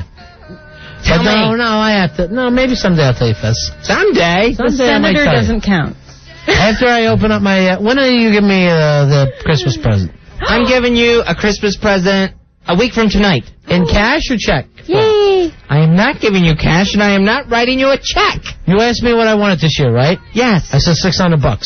You told me what you wanted. $600. I am not giving you $600 in cash. That would be a beautiful present. Give me $500 then. No, I am not giving you cash money. I'm buying you something personal. That would be personal to me. Nothing's more personal than money. Oh, it's so impersonal and cold. Or Fez a money order. Always. Yeah, thank you very much. From the post office. A little more personal. Mail early. Than the actual. Yeah. Here's $600. I'll tell you what. What? Give me $700. You don't have to give me nothing next year. Give me $700. I am not giving you $700. If I had it, I would. Pay my estimated taxes and... Please. I wish there was only $700. Oh. What happened to me last year was a rape. Payments. Anthony, you're on Ron and Fez. Hey, Anthony. Listen, for that boxing match, Super Bowl Sunday, across the street at Hooters before the game, that's when they should have the boxing match. That's not a bad idea. The Super Bowl is across the street from Hooters this year? No, across the street from us. On Super Bowl Sunday, across the street from you, is when they should have the match. Fezzy, football's really... Quinn, you should be the round card girl. Who am I speaking with? Anthony. This is Anthony. Hi, Anthony. How are you seeing anybody in your life right now? Excuse me? Not no. you. No. No celebrity right now. Why not? Why not? What kind of guy do you like? Funny guy? Very funny. Funny. I know one of the guys. Money orders. I know one of the celebrities was pretty funny. Oh. Really? Yeah. That was hardly a date. It was a date. No. The other one was a real relationship. It was, until I met his girlfriend. Right. You're always finding out things like that, aren't you? I'm guessing the funny one is Avery Schreiber. Right, so far. All right. I'd say the other one I would call a talented... They're both deceased. I don't feel right talking about them. Really? A talented pianist, I would say, and leave it at that. Nice! Oh, you said pianist. I know I was going to say the same. Oh, you were so ahead. Did he have a talented, or no? And Liberace is dead. Hey, which is why I can't talk about him. Beth, you're on Run of Fez. Hi, Beth. Beth, we can't hear you. You got a bad phone. End it now. Ronnie, get the big knife. I'm going to get the big knife. And I'm going to cut my throat. Do not get that big knife. Bring me the big knife. I'm going to cut my throat. Do not get that knife. Hey, Joe. Joe, you're on Run of Fez. Hi, Joe. Hey, Al Duke says he goes to the gym, right? Yeah. Is that Jim J. Bullock or Jim Nabel? Which gym is it? It's the gym where he's there's very weights. committed to the gym. Gym shorts. And the gym I go to also has a... it's not Friday Fright's alter ego. What's it have? It has a heavy bag. Do you hit it? I'm going to start. It weighs more than you. So you're working the big heavy sack. The bag that the boxers hit. Don't teabag you. That's not going to do anything. That's not a training regiment. I thought everyone was going to do push-ups. That's why I started. Let's see you do a couple more. I just fought. Yeah. No. I just some sit-ups. Do some sit-ups. No, I mean, I thought that Stretch. Stretch first. You got to limber up first. Mm-hmm. No, you. Yeah. We want you to stretch. No, that's great radio. The Danny Thomas double takes, double spit take. Danny Thomas. I know, how archaic. Was that the one? I love Wendy's. Was that the funny one? He was Lebanese. Is that right? Mm-hmm. If he was alive today. Hey, he'd be crying, wouldn't he? He'd be so ashamed. I loved him so. Howard, you're on Run of Fez. Hello, Howard. Ladies and gentlemen, it has been my knowledge for years that this man has produced his rage. For years, taking poo, listening to the poo, acknowledging the poo. But now, the poo has gone too far. Verbally tantalizing Al Dukes for years and years, this was bound to happen. Will this be the Gora Gora in Tora Bora? Or will it be the Manhattan Massacre? Will it be the Hoboken and Hoboken? Who decide? I don't know. You let me know. Al Dukes, 3 rounds, out of rage, straight up! Thank you, Howard. I didn't know he ended his broadcast. Howard always ended with see ya. He was known for that. See ya! Hey, Joe, you're on Run of Fez. Guys, I got an issue, man. All right, let's hear your issue. Well, Quinn here says she's dated, 2 very famous guys, right? Yeah, she has. Okay, but both of them are deceased. Both of them are deceased. No, I don't know if that... No, neither one of them if that's true, I mean, I find that really suspicious. I think, because that's like Larry King said he knew Sandy Koufax, and he was like, I don't know Larry King. So now everybody Hagler just brought that story up to me last night. So they can't say, I don't know. When did this happen? Apparently, at one point, Larry King tells this story. He tells this story. Me and Sandy Koufax used to ride our bikes all the way from Connecticut, from Brooklyn, to some ice cream parlor. And he tells this whole long story. And Sandy Koufax says, what? Oh, my gosh. I don't know Larry King, and I'm younger than him. Why would I go riding my bike with a 25-year-old man when I was 8? Across state lines to get ice cream. Oh, my gosh. Larry King has gone insano. I don't know. I think it happened some time ago. Hey, John, you're on Ron and Fez. Suspenders are too tight. Hi, John. Hey, how's it going, guys? Listen, are they going to fight Naked Ninja style on Fez? Are you going to referee it? You guys want a Naked Ninja fight? That means totally nude. I'm not fighting. I know that. Al, touch me. I like the sumo idea. That would just be funny. We can make a ninja if you want to. Yeah.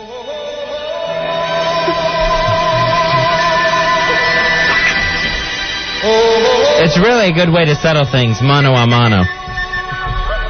So the fight is coming up. We'll have to find a place to fight. Either. Let me just ask Rory. Rory, where do you want to do it? Strong Island? Well, I think since both of them are from New Jersey, I think it'd be best to do it in a neutral area. Yeah, that's smart. He's always pulling for Strong Island. He is. He's loyal. Hawk, of course, wants to do it in Queens, near his house. So it's a shorter walking distance. Now, of course, winner will fight Lara Croft, who is the champion now after knocking out Friday Fright. Our own Lisa Croft, Pantera's girlfriend. I have to hit 2 women. You do what you have to do.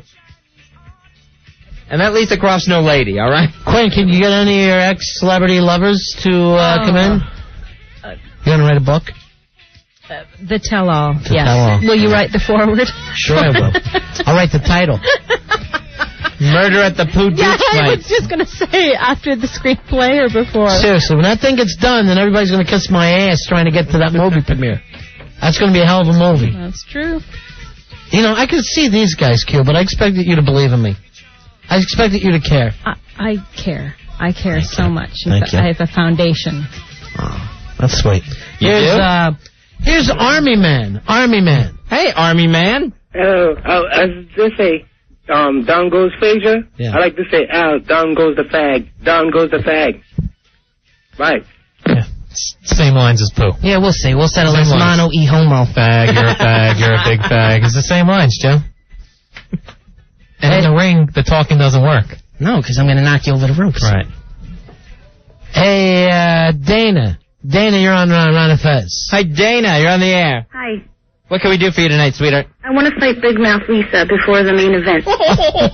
Where does that come from, Dana? Because I heard her that day calling and yelling at those girls, "You're going to go down Frankie Wright style." Now, Dana, are you a fighter? Have you been a fighter? No, but is she, like, really big? Well, now that you've opened your mouth. Right. I just wanted, a chance to punch her in her face. She just sounds really mean and nasty.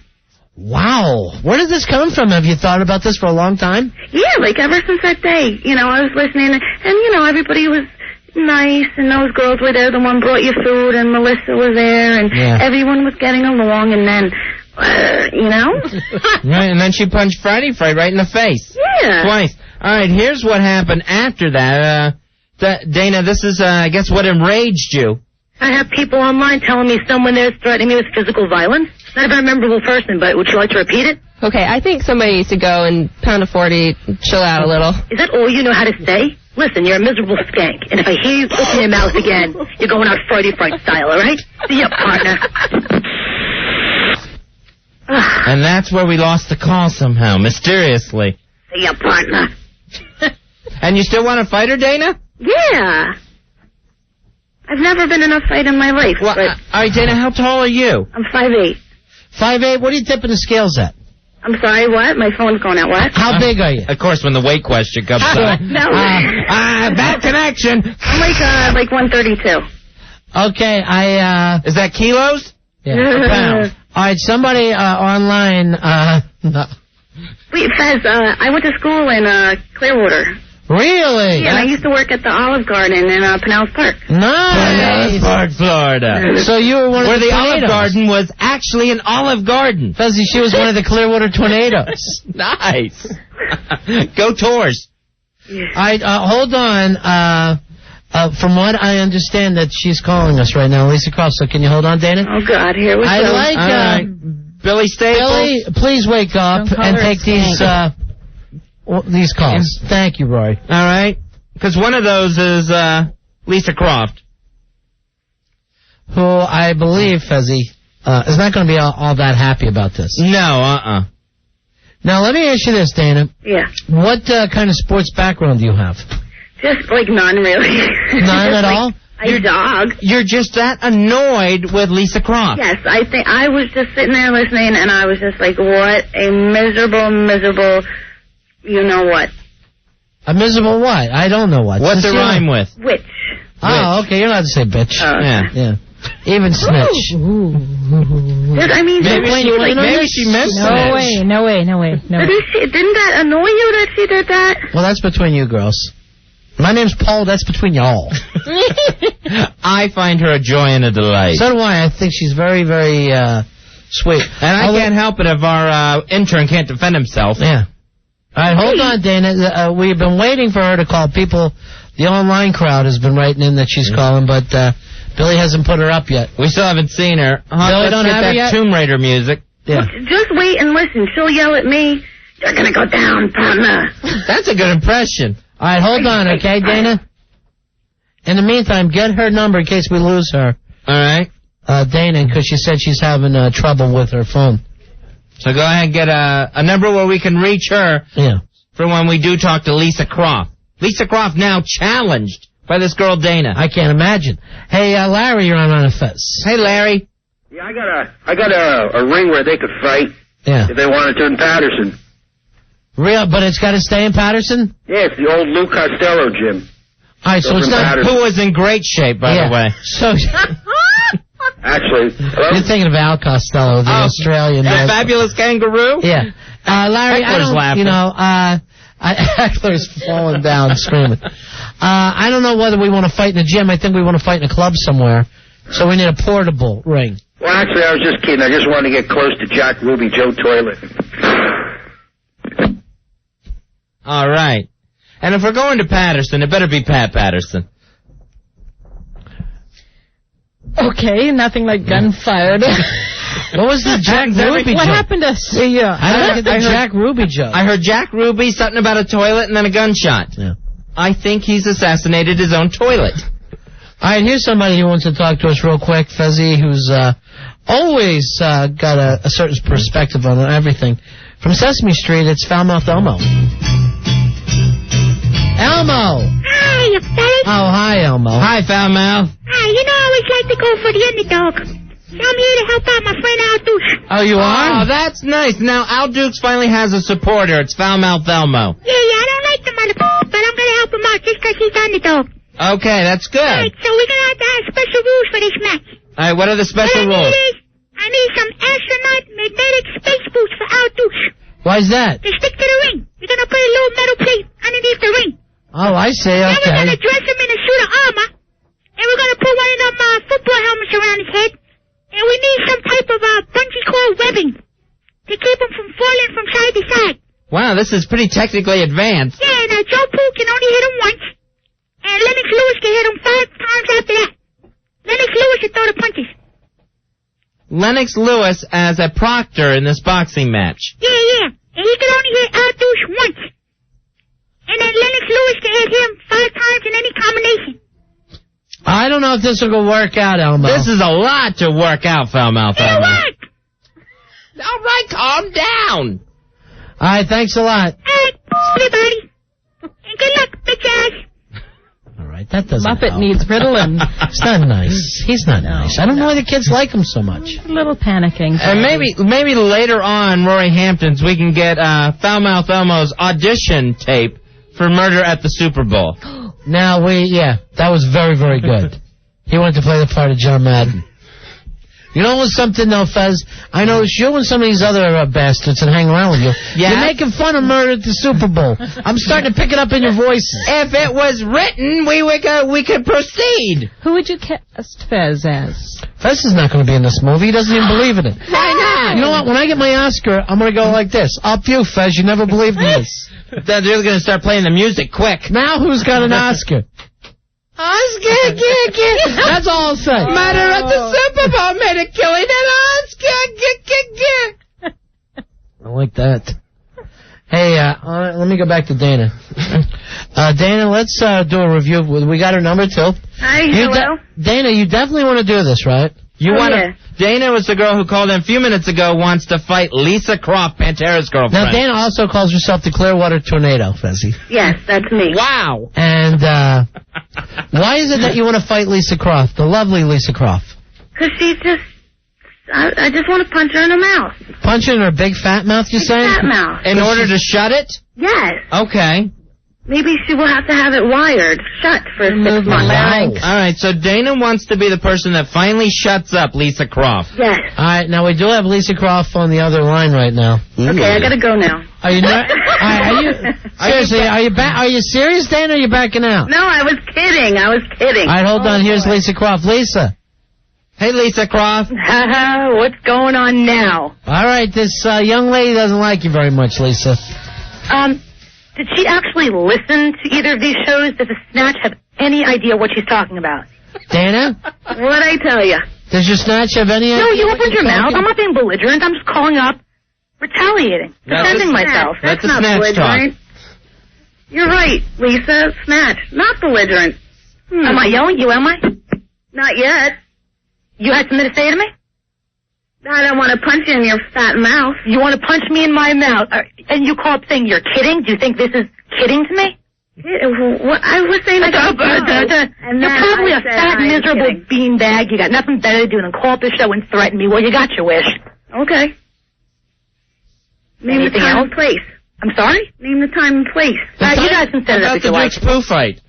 What? We said that. Now, you were saying you don't want this fight, though, right, Dana? No, yeah, I do. A minute ago, you said you were just kidding. Are you kidding or not, and Dana? I said, you guys said she's on the phone, and I said, I gotta go. Right. And then you guys said, do you really want to do this? And then I said, I was only kidding about saying, I gotta go. Okay, so you are serious. Say that definitely. I want to fight Lisa Croft. I want to fight Lisa Croft. Can you take out that angry Muppet, too? Well, let me ask you this, Dana. Yes. You've never fought in your life, right? No. You come from the suburbs there in Florida, basically St. Petersburg, Florida. Right, where your friends are porpoises. What would make you think you could step into the ring and wouldn't get destroyed by Lisa? Well, I don't know. I don't even know what she looks like. I know. You don't even know. She looks like Laura Croft. She looks like a killing machine. She's a Tomb Raider. But I'm the Clearwater Tornado. All right. Yeah, but that's in pretend land. You wouldn't know that unless Ronnie told you. You're a filthy beast. Oh, God, I'm so pissed off. No, you're not belligerent, honey. Oh, I scream at you? No. Now, somebody wrote me, you were online when you heard this, Lisa? Yes, I was. I wasn't really listening. I was watching wrestling, and someone got IMing me, telling me that he's talking about me and this girl wants to fight me. You got a spy report? And then I heard, here on the spy report... As you heard, you said, what a ham say. Yeah, that's exactly what I said. So, Lisa, would you want to open up for this fight? What? I'm sorry? Would you want to be part of this fight when you want to knock this girl out? I'm not one to back down, absolutely. I hate fighting, but I'm not going to back down if someone's calling me out. All right, Dana? What if it was handicapped and we throw in Dana and Freddie? She's already handicapped. Take her helmet off first.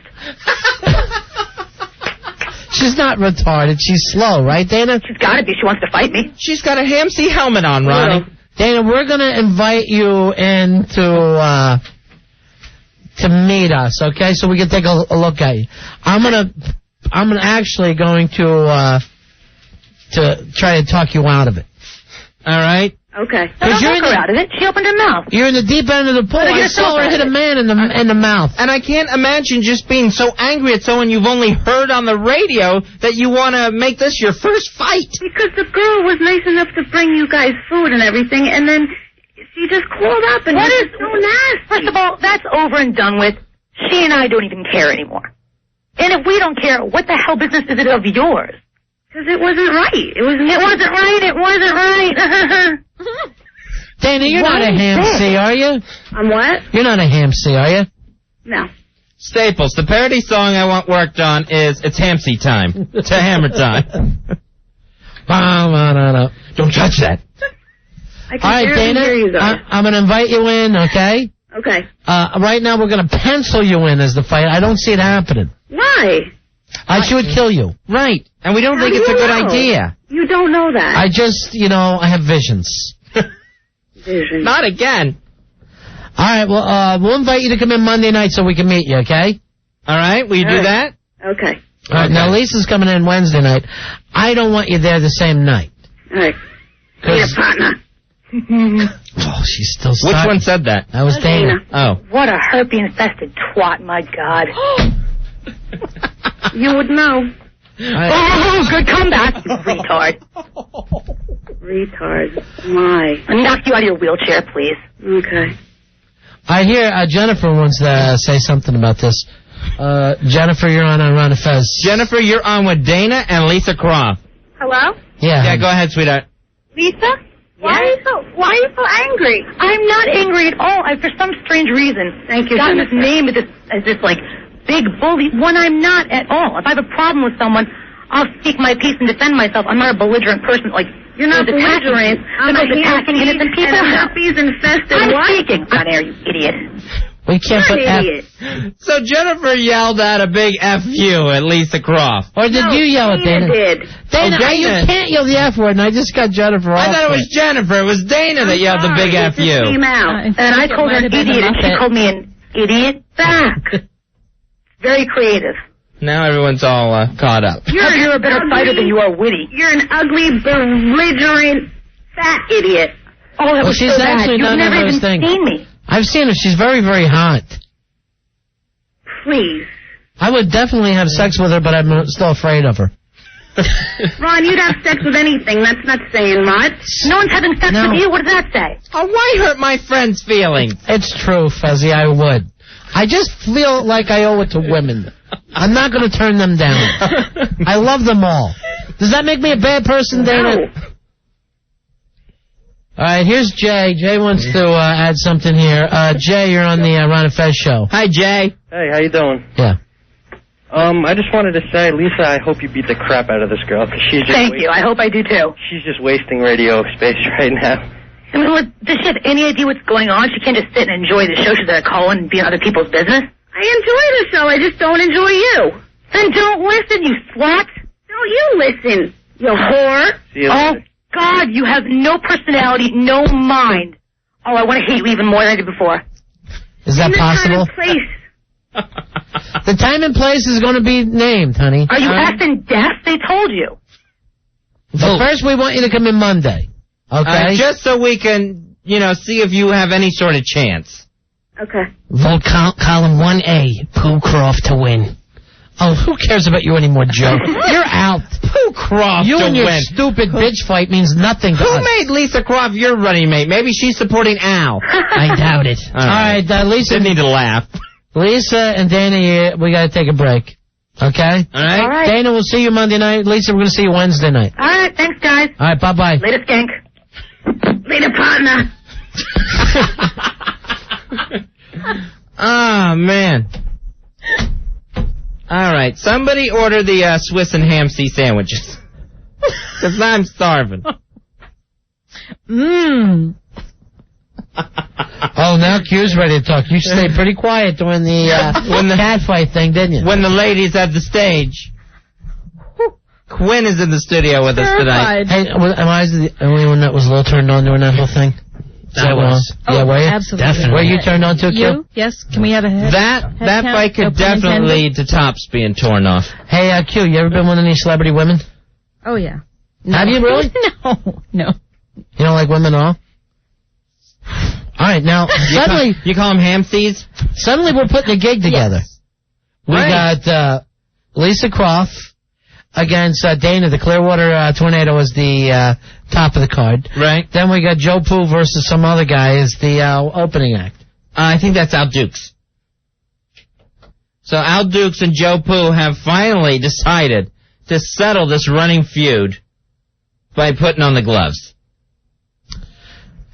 All right, we're going to take a break here. All right. I'm going to put Quinn through a couple more calisthenics. Just so I'm sure, Fuzzy, just so I'm sure. And then we'll come back.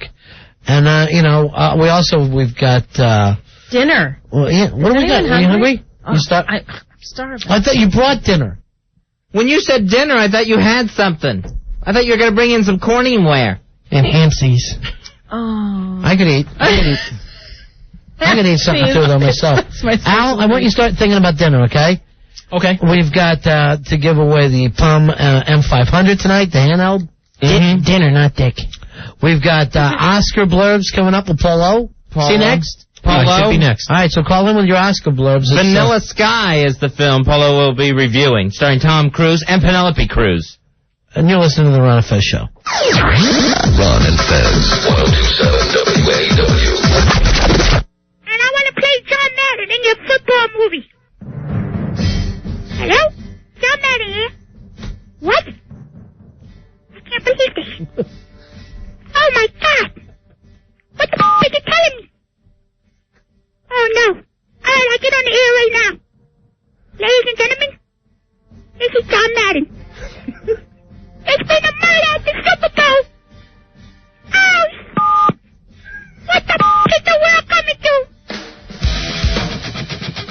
We're Ron and Fez.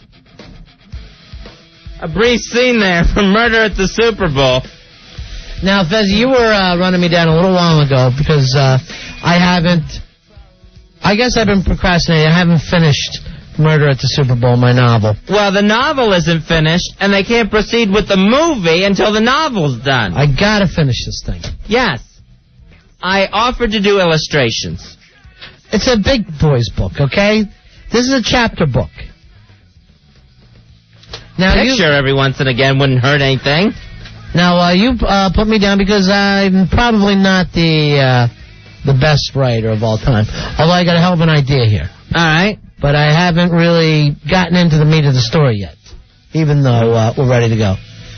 The beauty of this, though, is Dan from Hoboken says, tell Fez he will have the first 10 pages of Murder in the Super Bowl in his fat face on Monday. Really? Yeah. Someone's really going to start working on their writing. He's working on his writing. Is he submitting it to Project Greenlight?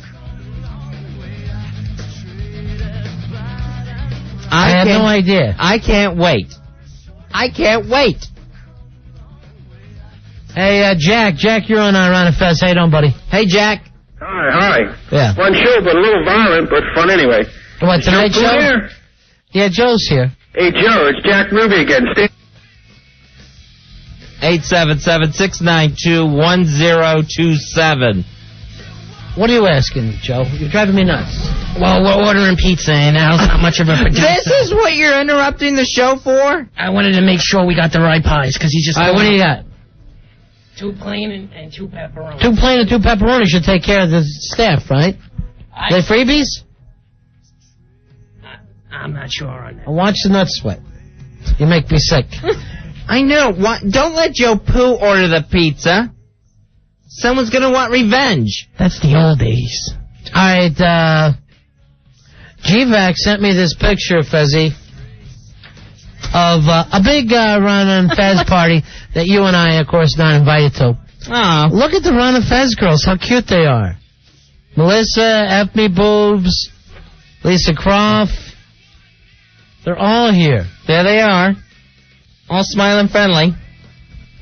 There they are. They're hotties, huh? That's a nice collection. What there. a bunch of hotties. They're just beautiful. By the way, everybody's coming in. You're invited, Quinn, Wednesday night. Have a little Christmas party here. It'll be our last show before the holiday break. Thank you very much. But here's what kind of bugs me. All right, these people who kind of became friends from listening to us, right, Fez? Right. They have parties, and they don't invite us. They started a website. Yes.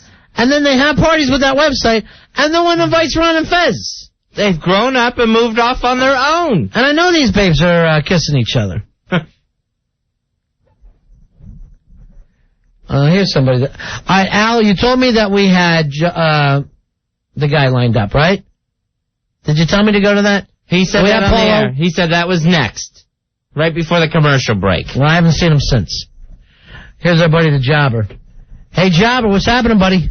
What's going on, guys? What's going on, Jobber? I got a quick suggestion for the murder of the Super Bowl. All right, what murder at the Super Bowl? Oh, I'm sorry. I'm a little confused here, but I think Kenny Allen should play the quarterback, the backup quarterback that really wants to play. He thinks he got an arm, but he really doesn't. Jobber can't stand Kenny Allen. And I want to be like that kid that comes with the dad that's wearing a New Orleans Saints jersey when the Rams are playing the Bucks or something like that. You want to be that guy? Yeah, I want to be that guy. It's the guy I want to be. I would definitely want to put Jobber and Kenny Allen in this. Oh, my God. And Joe Jr. Okay. Yeah, Joe Jr. should be like the cat boy that gets spanked in the ass when he walks by the football players. Why? With the towel, they roll it up and just slap him in the ass a couple of times. I don't know if I'm going to even have that scene. And Barbara Stanwyck, just saying something like, Is she still alive? Operator, there's been a murder. Well, that's good. Murray Hill, 105. If she's not alive, Murray. Here's the thing. She does an impression, so she tries to work that in. It's so cheap. Why not just be honest and say, I do one impression? Hey, guys. Yeah. I never said I wasn't cheap, Fez. Yes, Jobber. If you ask me, I think this movie's going to be a hit. Thank you very much. This is going to be a hit. This book is going to be big. And he never is nice to anybody, Fezzy, but he believes in this. I believe in this. I have my faith in your idea, Ron. All right, that's as far as I want to go, though, is the idea. I don't want to do any more work than that. Later, guys. I later, Jabba. Thanks, Jobber. No, I didn't. They're telling me the Jobber had theme music. I had no idea the Jobber had theme music. Since when? When did this become the Jobber's theme music? The Kid Rock. Who's making these executive decisions? Hold on. Al Dukes, please come in here. And I know that you're working on the pizza, and I appreciate that. He's looking for it in the back of Billy's head. We don't have Polo? I know. I don't know what his problem is. All right, but don't let me plug it. I didn't. I got phones full of everybody that wants to be on with I understand. That he was supposed to call. Call Murray. I even Here's tried what I Murray. want. Here's what I really did. What Murray said. You called his mother-in-law? Was she there? Your phone just kept ringing and ringing. Sure, she's dead. Right. You try to answer the phone after you're dead. Is this part of your training now? Less producing? I got news for you. For a little while tonight, I was on your side. Now I'm picking Joe Poo. And won. Oh, no. And I'll tell you why. I'm going to punch you on your way to the ring. Nice. That's for just dumping a body into the ring. All right, you're going to have to tell all these people, sorry. You've all called. You want to be part of the show. Right. All right. But, Ronnie, do you want Al to apologize to each individual caller right now on the air? Yeah, that's a great one. All right, ready? Yeah. Hey, Craig, you called in for Oscar blurbs? Yep, 8914. Well, Craig, Al has something to say to you. Yes. Sorry, Craig, but the Oscar guy's not set up. I hope Joe Poo kicks your ass. I want you to say, I'm sorry, I'm incompetent. I'm sorry, I'm incompetent. And a douche. Yeah. Or incontinent. We're not sure which. Here's DJ. DJ, you're on Ron and Fez. You have an Oscar blurb? Yep. Al has something he'd like to say to you. DJ, I apologize. It's okay, Al. And Keep what? up the good work. Why? Because I am incompetent. Thank you very much. Uh-huh. Here's Danny. Danny, you're on Ron and Fez. Danny's owed an apology. Danny, we're going to put Al on with you. Danny, I apologize. Oh, sure, yeah. Because you're incompetent. Oh, sure. He's so well. Sure, you apologize, you bastard. Rob, you called in for an Oscar blurb? Hey. Yeah, Al's got something he wants to say to you. Sorry, but it's not set up right. Well, I had your back, man. Well, you could still have my back. Ew. People can't. God. Homo. Backside. Mike, you're on Ron and Fez. I can't believe I've been out-duped. Yeah, you've been out-duped. You got duped. I apologize. For what? Being incompetent. For being incompetent now. Good. Guy missed We're that. not even on a gig today. Fezzy is Bob Shepard. Bob Shepard? Yes, this is Yankee announcer Bob Shepard. I am not letting you into the stadium from now on. Say Tiki Baba. Tell Bob what happened. Bob, I apologize. We don't have the Oscar guy ready. I'm 95 years old. Don't do this to me. We apologize, Mr. Shepard, for Al. Okay. All right, see you later. It's bad. See, he had a funny impression. The guy who actually knew Barbara Stanwyck. When she was hot. Seriously, if any of our listeners were alive when Barbara Stanwyck was, I bet they'd be laughing and saying, "Oh, you got to listen to the show. Barbara Stanwyck's on." Hey, Tom, you're on Ron and Fez. I thought it was the Big Valley. Hey, Tom. Hey, this is Zero Corleone. Speaking of dead people. Is there anything you want to say to Don Corleone? Yes, Don, I apologize. Yes, Don. The Oscar blurbs are not ready. Hey, watch your back. I'm sending the balls after you.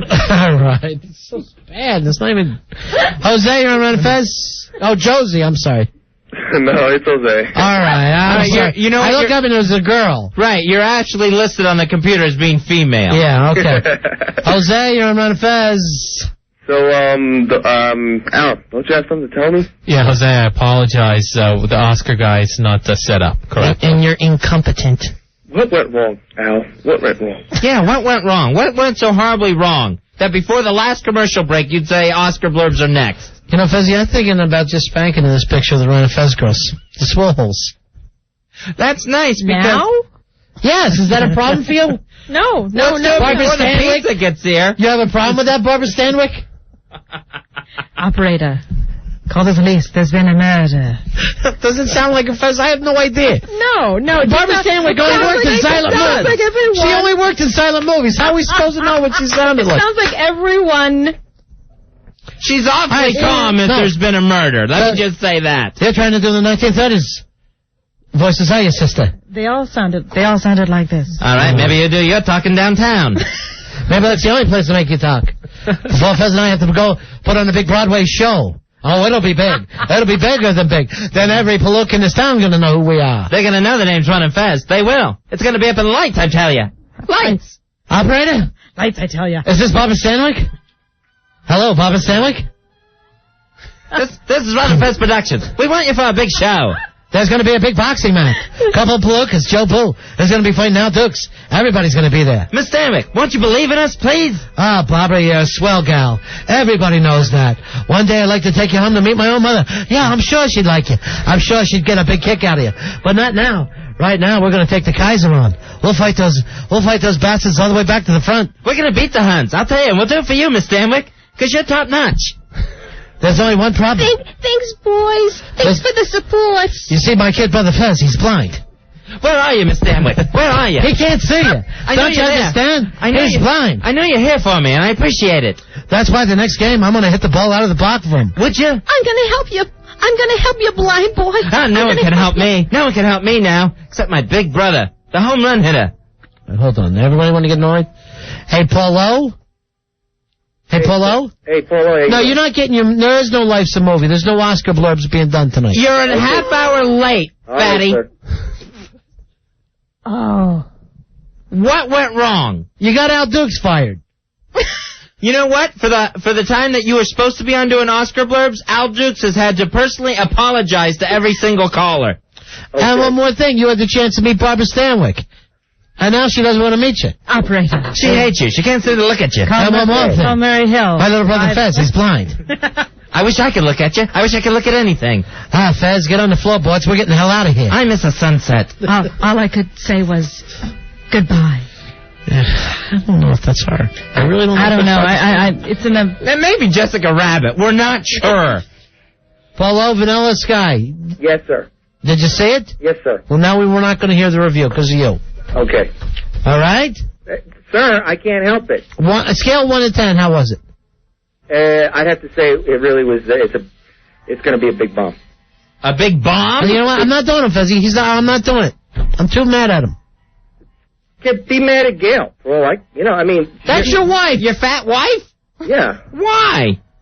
You know what I want you to do, Polo? What? I want you to tell little Lene, who we all love, who does the Oscar blurbs, I want you to tell her she won't be doing her kid tonight, okay? All right. You have to tell a child that. All right. Hold on. Let me get... Hey, Lene? Hi, Ron. Hi, Fez. Hi, Lene. Bad news. Vanilla Sky. Honey, no. Apple pie. Honey, no. No. Not tonight. Wait a minute, guys. I have something else to say. Heartbreaking. God bless us, everyone. Honey, Polo was not doing the Oscar blurbs tonight, so there might not be a Christmas. Okay, Lene. Oh, you proud of yourself, Polo? All right, Polo? You just made a little girl cry. You happy? Yeah, bah humbug. By that I mean Al. I'm gonna Why are you in such a snit after trying to ruin our show? Look, my life is miserable on my own, okay? And now, this is just the gravy on top. When you guys get mad at me, that's only just one more thing Polo? in my day. You know what we're starting after this? No. We're looking for a new Oscar reviewer. Okay. All right? All right, sir. Polo, you out. All right, sir. Hear that? Thank you. You ruined it for yourself. And you know what happens every March, right? What do Ronnie and I send you? Yes, I know. To the Oscars. To the Academy Awards, don't we? In Hollywood, California, where Fez and I hope to go. And maybe there's a doctor there who can restore his sight. I'm going to be a star. You're dreaming, Ronnie. I'll never see again. Not unless I get a nurse that looks just like Barbara Stanwyck. See you in the new year, chubby pants. Polo? Yes, you don't know the hell I've been through tonight, so it's okay. I understand. Believe me, I understand. No, you're a dead man. You're dead to me. I'm dead to myself, so don't worry about it. What hell did you go through? Trying to squeeze your fat wife into a movie seat? Go to hell, Joe Poo, okay? Go to hell and die. I'll stay out of your life. Why you gotta attack Joe when you're late? What are you so mad about? Because I try to be a happy guy in my miserable, stinking life, and then I come in, everybody's yelling at me. I mean, that's all I get here. It's You're yell, awful. Yell, yell. Your wife is right. You're awful. Okay, so I'm awful. Fine. That's good. The only way we'll let you come back is if you kiss Twatto. All right? Okay, I can do that. You'll do it? Of course I will. Sandy Kane's extra appendage. Oh. You would kiss it? Why not? All right, here's what I want to do. I want to get Polo in. I'll personally take him in the O&A. All right? Polo, now you're back. Big way in my book. And you'll kiss Twatto? Yeah, that's not a problem. I think it's an anal wart, isn't it? Yeah, it's a genital wart. Is it a genital wart or is it, I think when they had the doctors in on the O&A show last week. Yeah, because it's right there where a taint should be. Right, I'm pretty sure they diagnosed genital wart and then found 2 to 3 more near her rectum. Rectum? It almost killed him. I'm telling you, doctor, my brother's blind. I wish I could see, but I can't. It's just a plain genital wart, right? Right. Yeah, it's not, it's not. What I tell you? It's not like a contagious. No! It's nothing fancy. There's no cheese on it. All right, Polo, wait a minute. It's nothing fancy. Polo, let me tell you something. Fancy. If we dress you up like the Gimp from Pulp Fiction, and you let me bring you on a chain on the O&A show, and you kiss Twatto in front of them, all is forgiven. You're back with me, buddy. All right, and we'll start working on that Oscar trip again. Okay. Working on it, I said. You're the best, Polo. You're a wonderful person. Look, I'll kiss genital warts. That I will do. Genital, not general. All right, also, there is something in her butt, too. I don't think that's Twatto, though. A what?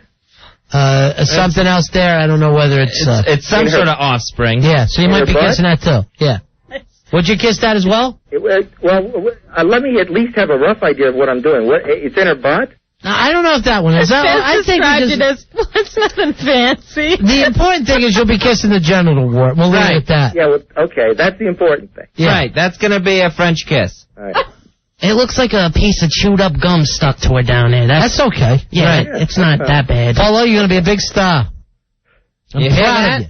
All right. You're going to be bigger than big. Can I say anything to Lene about, that I'm sorry? Yeah, apologize. Go ahead. All right, Lene, believe me, there will be a Christmas this year. I'll kiss the genital wart. Do you realize what you just told a young girl? Do you realize the words you just said to a very young child? Polo just saved Christmas! He's kissing the genital wart! Ahum Doris, welcome, Christmas Day. All right, people want to give us some update on the butt one. John Boy, you're on Ron and Fez. Hey, John Boy. Hey, Ron and Fez, how's it going? Yeah. Good. Hey, Q. Hi, how are you? That's Butto. They named that one, too. Oh, man. that's Butto. All right. Butto, it's Twatto's cousin. Would you kiss cousin, Butto? Would you kiss the cousins, Polo? Polo, Twatto, and Boyle. The kissing cousins. Are they twin cousins? Yeah, they're twin cousins. They look alike. Right. One's an anal wart, the other's a genital. Sort of like the Patty Duke show? Yeah. Where Twatto's been most everywhere, from Zanzibar to Sandy's pubic hair. Oh, God. Do they both have genital warts? It's one person. I don't know. Yeah, it's the same person. It's nothing fancy. It's one person, 2 warts. That's the intriguing thing. It's two warts in one. Paul, I'm so proud of you. When are we doing this? Can't wait for snacks. When can we get you in the city? Well, you see, the problem that happened tonight... We're not bringing you pig. Just you, Polo. The problem that happened tonight is that Gail decided, out of the blue, to go to Baltimore tonight.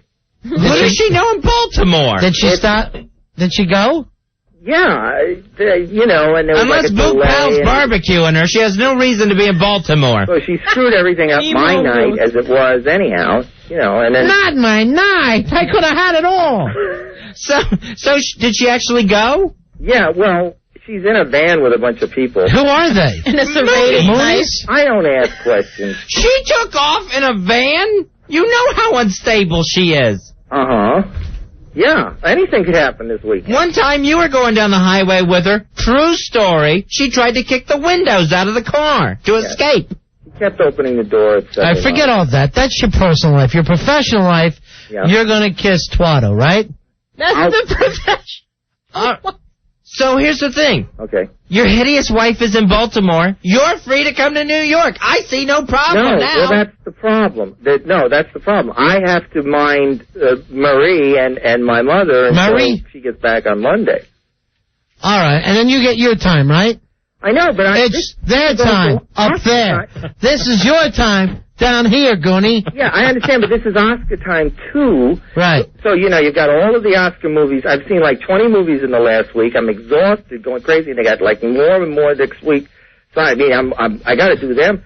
So, I mean, what are you working? It's just a little hard to have sympathy for someone who says, I have to watch movies all day. I'm exhausted. I have to watch films. It's hard to have sympathy there. I understand. There's people that work for a living. So, as I say, it was a very rough night tonight. And I mean, you don't want to hear about Vanilla Sky, or do you want to hear about that? No. We don't care about that. You're not the reviewer anymore. You're the genital work kisser. We're going to hear about it after you kiss Twatto. I see. Okay. So when do you think you can get here? This is why I'm here, Paul. I'm so sad. Well, I will try to discuss this for Tuesday night or something. Okay, Tuesday night. All right? I'll try and do it. All right.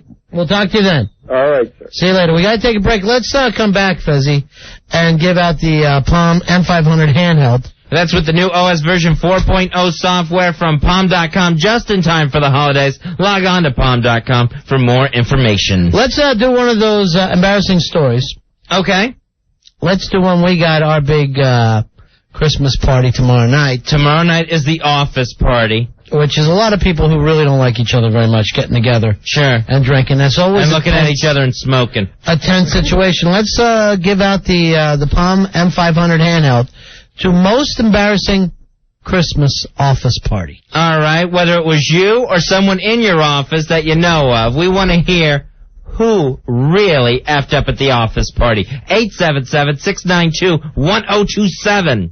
Or Ron and Fez. Ron and Fez. Frequency 1027 WNEW. Closing in on Osama bin Laden. First, we better capture Fezitorial. Well. Cities in Afghanistan continue to fall to U.S. fighting forces as they close in on Osama bin Laden. And I haven't seen this many guys going after one man since that time me and the fellows in my Adrian Smed fan club thought we spotted Adrian coming out of a Walmart and dragged him behind the dumpsters. And trust me, it's more than a little embarrassing to apologize for grabbing the wrong guy after the gangbang's already happened. But what really humps my camel toe is the fact that one certain question has not been answered by our government about the impending capture of Osama bin Laden. And that question is, what are we going to do with his severed head? Let's face it, the United States Marine Corps is after the guy. And when they find him and lop off that turban-wearing coconut he calls a skull, Osama will literally know what it feels like to have our military breathing down his neck. But what about his severed head? What are the plans for that? Let's do something functional with it. Personally, I think that Christmas tree in Rockefeller Center could use a new tree topper. And I think Osama head would look quite Christmassy with 81 feet of spruce shoved up what's left of his neck. How about this? Every police car and fire truck in New York City gets a turn to use Osama head as a hood ornament. Open his mouth and it'll look like the siren noise is coming right out of his fat face. Of course, we could present it to our Commander-in-Chief, George W. Bush, who could use it in the Oval Office as an ashtray. The president could actually just leave it in his office for generations to come. That way, in 100 years, whoever's president could say to visiting guests, you know, there's quite a story behind this old ashtray head. If we're looking for a way for as many people as possible to see Osama head, we could bring it to the Super Bowl and let the teams use it as the official ball for the first quarter. Of course, both teams will want to call heads during the toss. Or there's always the Olympics, where the Osama head could replace the opening ceremony torch. Imagine as an Olympic runner comes into the stadium with Osama head on a stick and that beard burning brightly. Then there are the commercial uses. Al Snow could take it to the ring in the WWF. What does everybody want? Osama head. We could polish it up for the Dynamite bowling team. It could be just the edge the gutter balls are looking for. Or it could replace Bill Maher on Politically Incorrect. Who would know the difference? Oh, wait, never mind. That last one is from a different Fezitorial called What to Do with Osama's Ass. But, you know, this whole thing reminds me of growing up in Pinellas Park, Florida, where one summer, over 50 people in town had their heads cut off, which was the same summer that ceiling fan sales dropped so sharply. But it was there that I learned how concerned people are about decapitation. I remember Mother out in the barn with our handyman named Bobo. She was having him remove all the ceiling fans from the property. And I guess she was pretty concerned about losing her own noggin, because she had Bobo test it. I remember seeing her kneeling down while he grabbed her from the back of the head and just worked it up and down over and over again, just bobbing it. And wait a minute. Mama tasted it. Anywho, hopefully soon, we're going to have an Osama head, and we're going to have to deal with it, people. I just don't want it ending up in a museum somewhere, because then it's just going to be a case of, oh, I always meant to go to the museum and see Osama head. I just never found the time. So when we get it, let's not waste it. Maybe everyone should get a turn with it. That way we can all yell right in his dead ears that, we're here, we're queer, we will not disappear. This has been my Fezitorial. Thank you. Where's Ronnie? Bring Ronnie in from eating the pizza. Fezzy, the commercial's over? That wasn't a commercial, it was a Fezitorial. Damn, I wanted to hear that. What was it about? It was very timely about Osama bin Laden and our troops closing in on him. Speaking of that, Fezzy, Billy Staples is going to be out this Saturday night. Our own Billy Staples. He's going to be at the Brokerage Comedy Club, Merrick Road, Belmore, Long Island. Make sure you call this number to go see Billy, 516-785-8655. That's for tickets and reservations. 2 shows this Saturday, the 15th. And tell them I want to see Billy Staples and Paul Bond. It's very important that you do. Mention that. Yeah. All right, we're giving away this Palm M500 handheld. With the new OS version 4.0 software. That's from Palm and Palm.com. Yeah, check it out at Palm.com. Most embarrassing thing ever happened at a Christmas party. Here's Jen. Jen, you're on Ron and Fez. Hi, Jen. Hi, Ron and Fez. Hi, honey. All right, my embarrassing story? Yeah. All right, I'm stationed in the military, and when I was on a ship a couple of years ago, we pulled into Mexico, and it was my responsibility to plan the Christmas party. So I get a little nervous about details and things like that. So I planned it, went to the bar where we were going to have the party, and I think the bartender felt sorry for me, so he kept giving me tequila shots. Eventually, I got so completely wasted that I found myself in the bathroom vomiting all over, breaking one of the toilets. My coworkers had to help me out of the bathroom and back to my ship, but I managed to wear this tiny little dress with my Christmas thongs, and as they were helping me from the bathroom, they hoisted my dress up and showed my whole office my little Christmas thongs and my little bare rear end. Oh, I thought you were going at Little Bear. No. Right, now who actually did? That was shown. Who did this to you? My coworkers. They thought they were helping me out, but they were a little tipsy themselves. So. All right, Fezzy, I like anything when everyone's ass is out. Sure. Jen, I think you threw the best Christmas party they've ever seen. Really? I like to think so. I think it's kind of legendary on the ship. So. I'd like you to come to ours tomorrow night. Bring your ass. Bring Little Bear. Great. All right, what do you think, Joe? She's in. All right, yeah. Joe. So you're in. Joe Pooh, he's judging tonight. He's going to tell you whether or not you're making it to the finals, and he'll select someone from those finals to win the Palm M500 handheld. Hey, Leo, you're on Ron and Fez. Hi, Leo. Leo? Yeah, how you doing? Go ahead, you're on the air, buddy. Yeah, I went to a one of the boat cruises around Manhattan with my wife for her Christmas party. Nice. Needless to say, I got a little tipsy, went out to the upper deck for some air. I went in the wrong door, came down in the lower decks, and when I went inside, I saw a woman had the same dress as my wife. I grabbed her, started kissing her on the neck, but it wasn't my wife. You know, I had something similar happen to me before. Very, very similar. So needless to say, her boyfriend, who was about probably 6'5", right, it always turns out that way. Proceeded to beat the heck out of me. And for me running around trying to get away from this guy, then my wife found out that I was smooching on another girl, and the whole party was just a mess. I love the fact that you ran like a child from the guy that hit you. The guy was like King Kong. Right. Where are you going on a boat?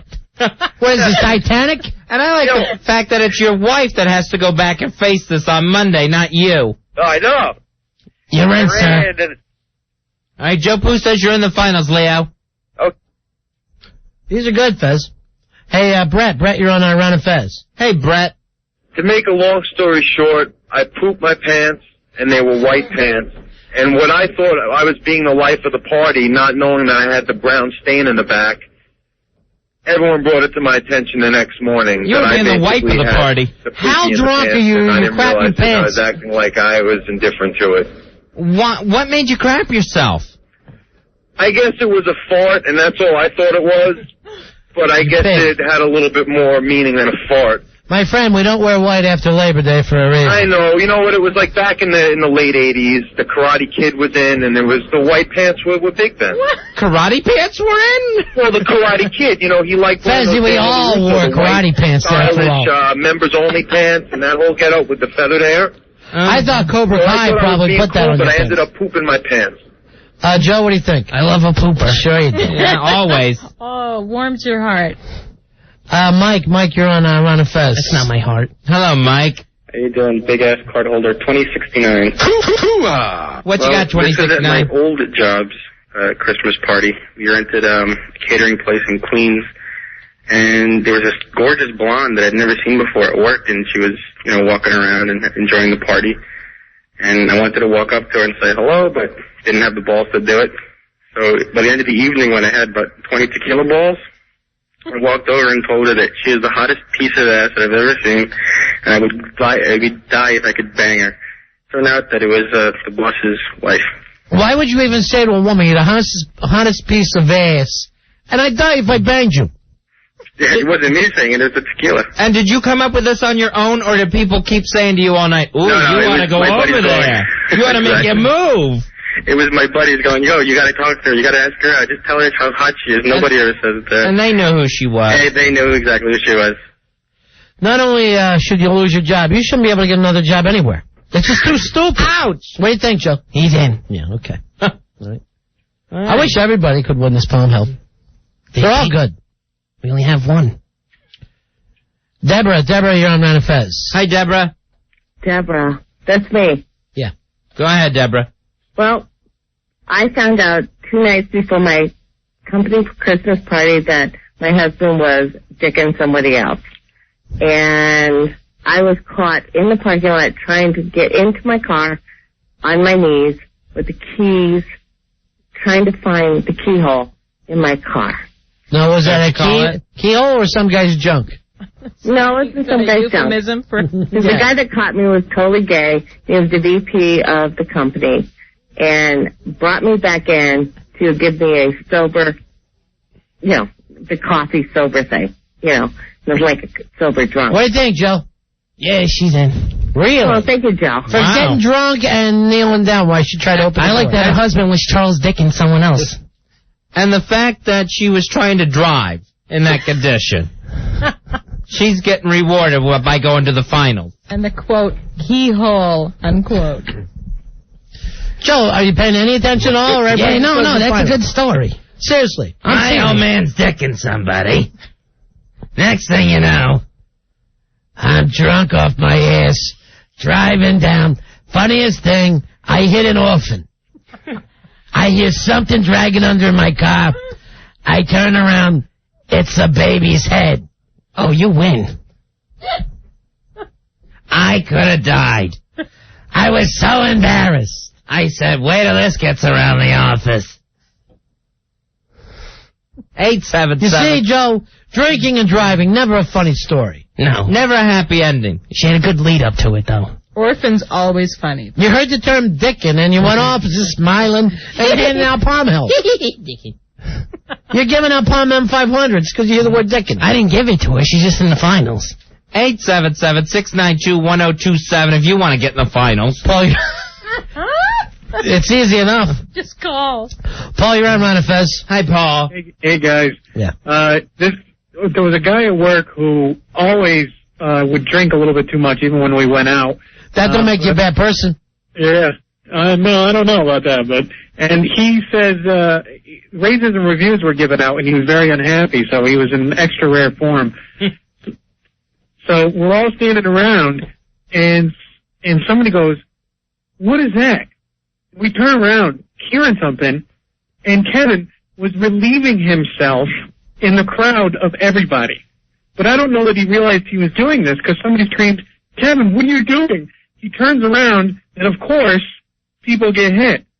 Oh, God. He's just so whacked out, he thought he's in the woods. He thought people were trees.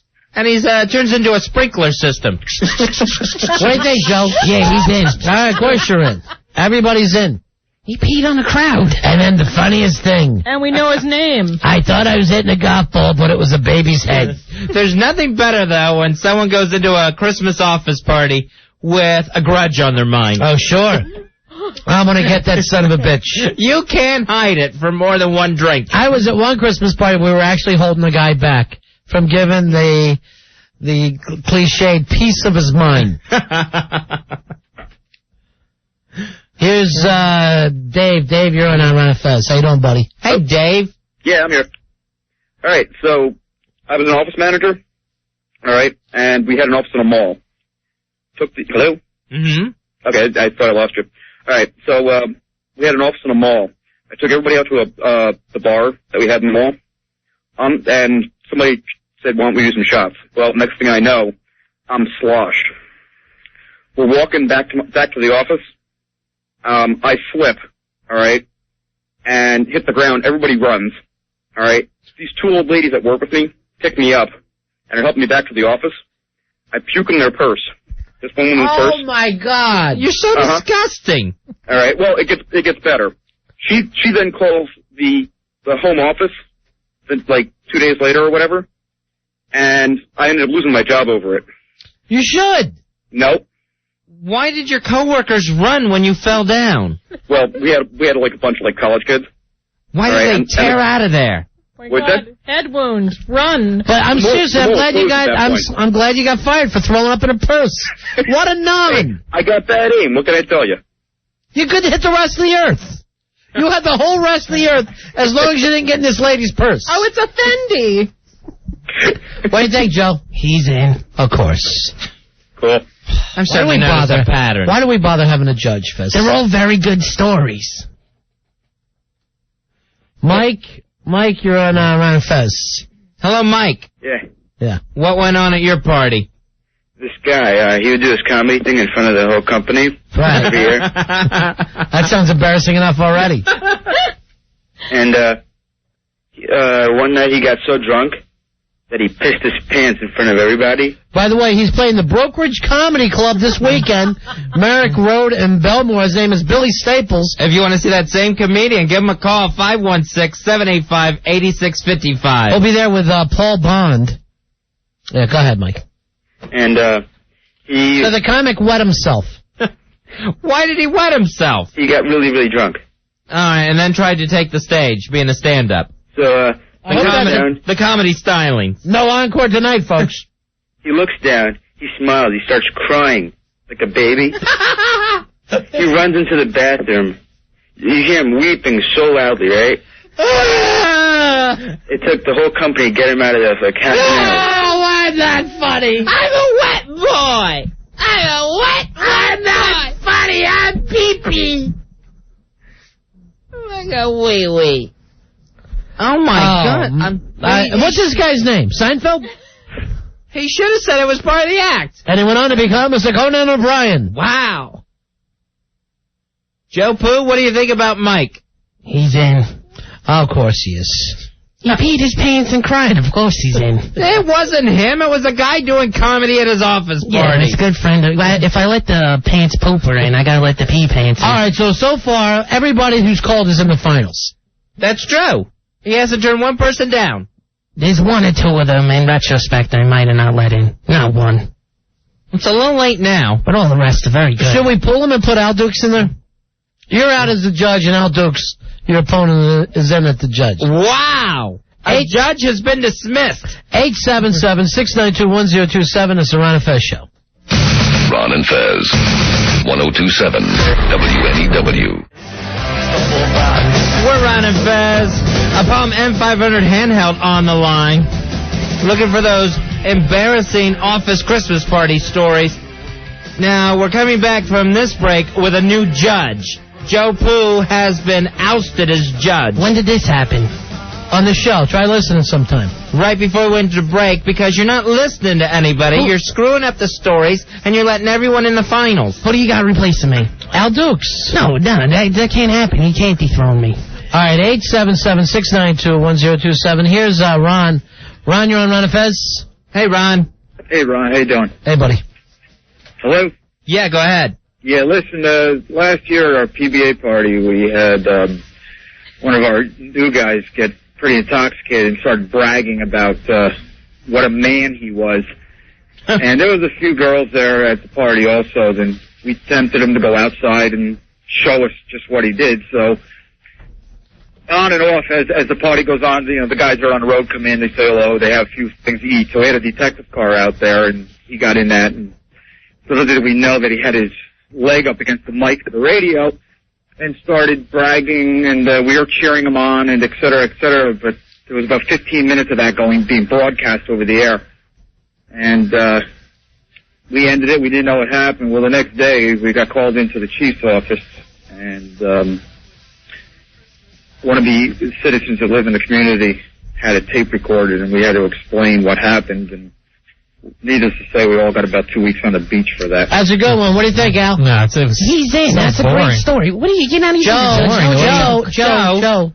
Let Al talk. He's the judge. You're out. No, it just seemed long and dragged on and had no real... Ron, I thought it was terrific. Embarrassing thing. It was unbelievably embarrassing. But Al is the judge now. Big faggot. Tony, you're on Ron and Fez. Yeah, this is, I was at a Christmas party about 10 years ago, and we're in a bar. We're standing at the back of the bar, and one of the guys had gotten a golf club as a Christmas present, and are you still there? Yes. He decides he wants to test it out, and I was in the restroom, and I come out of the restroom, and he didn't know I was behind him, and when he took his swing, he hit me right in the nuts, and it gets worse. Ooh. How can it get worse? Oh, it gets more embarrassing. So I'm laying on the ground there for a while, and the paramedics came. I mean, it was pretty bad. I couldn't get up. He hit me pretty good.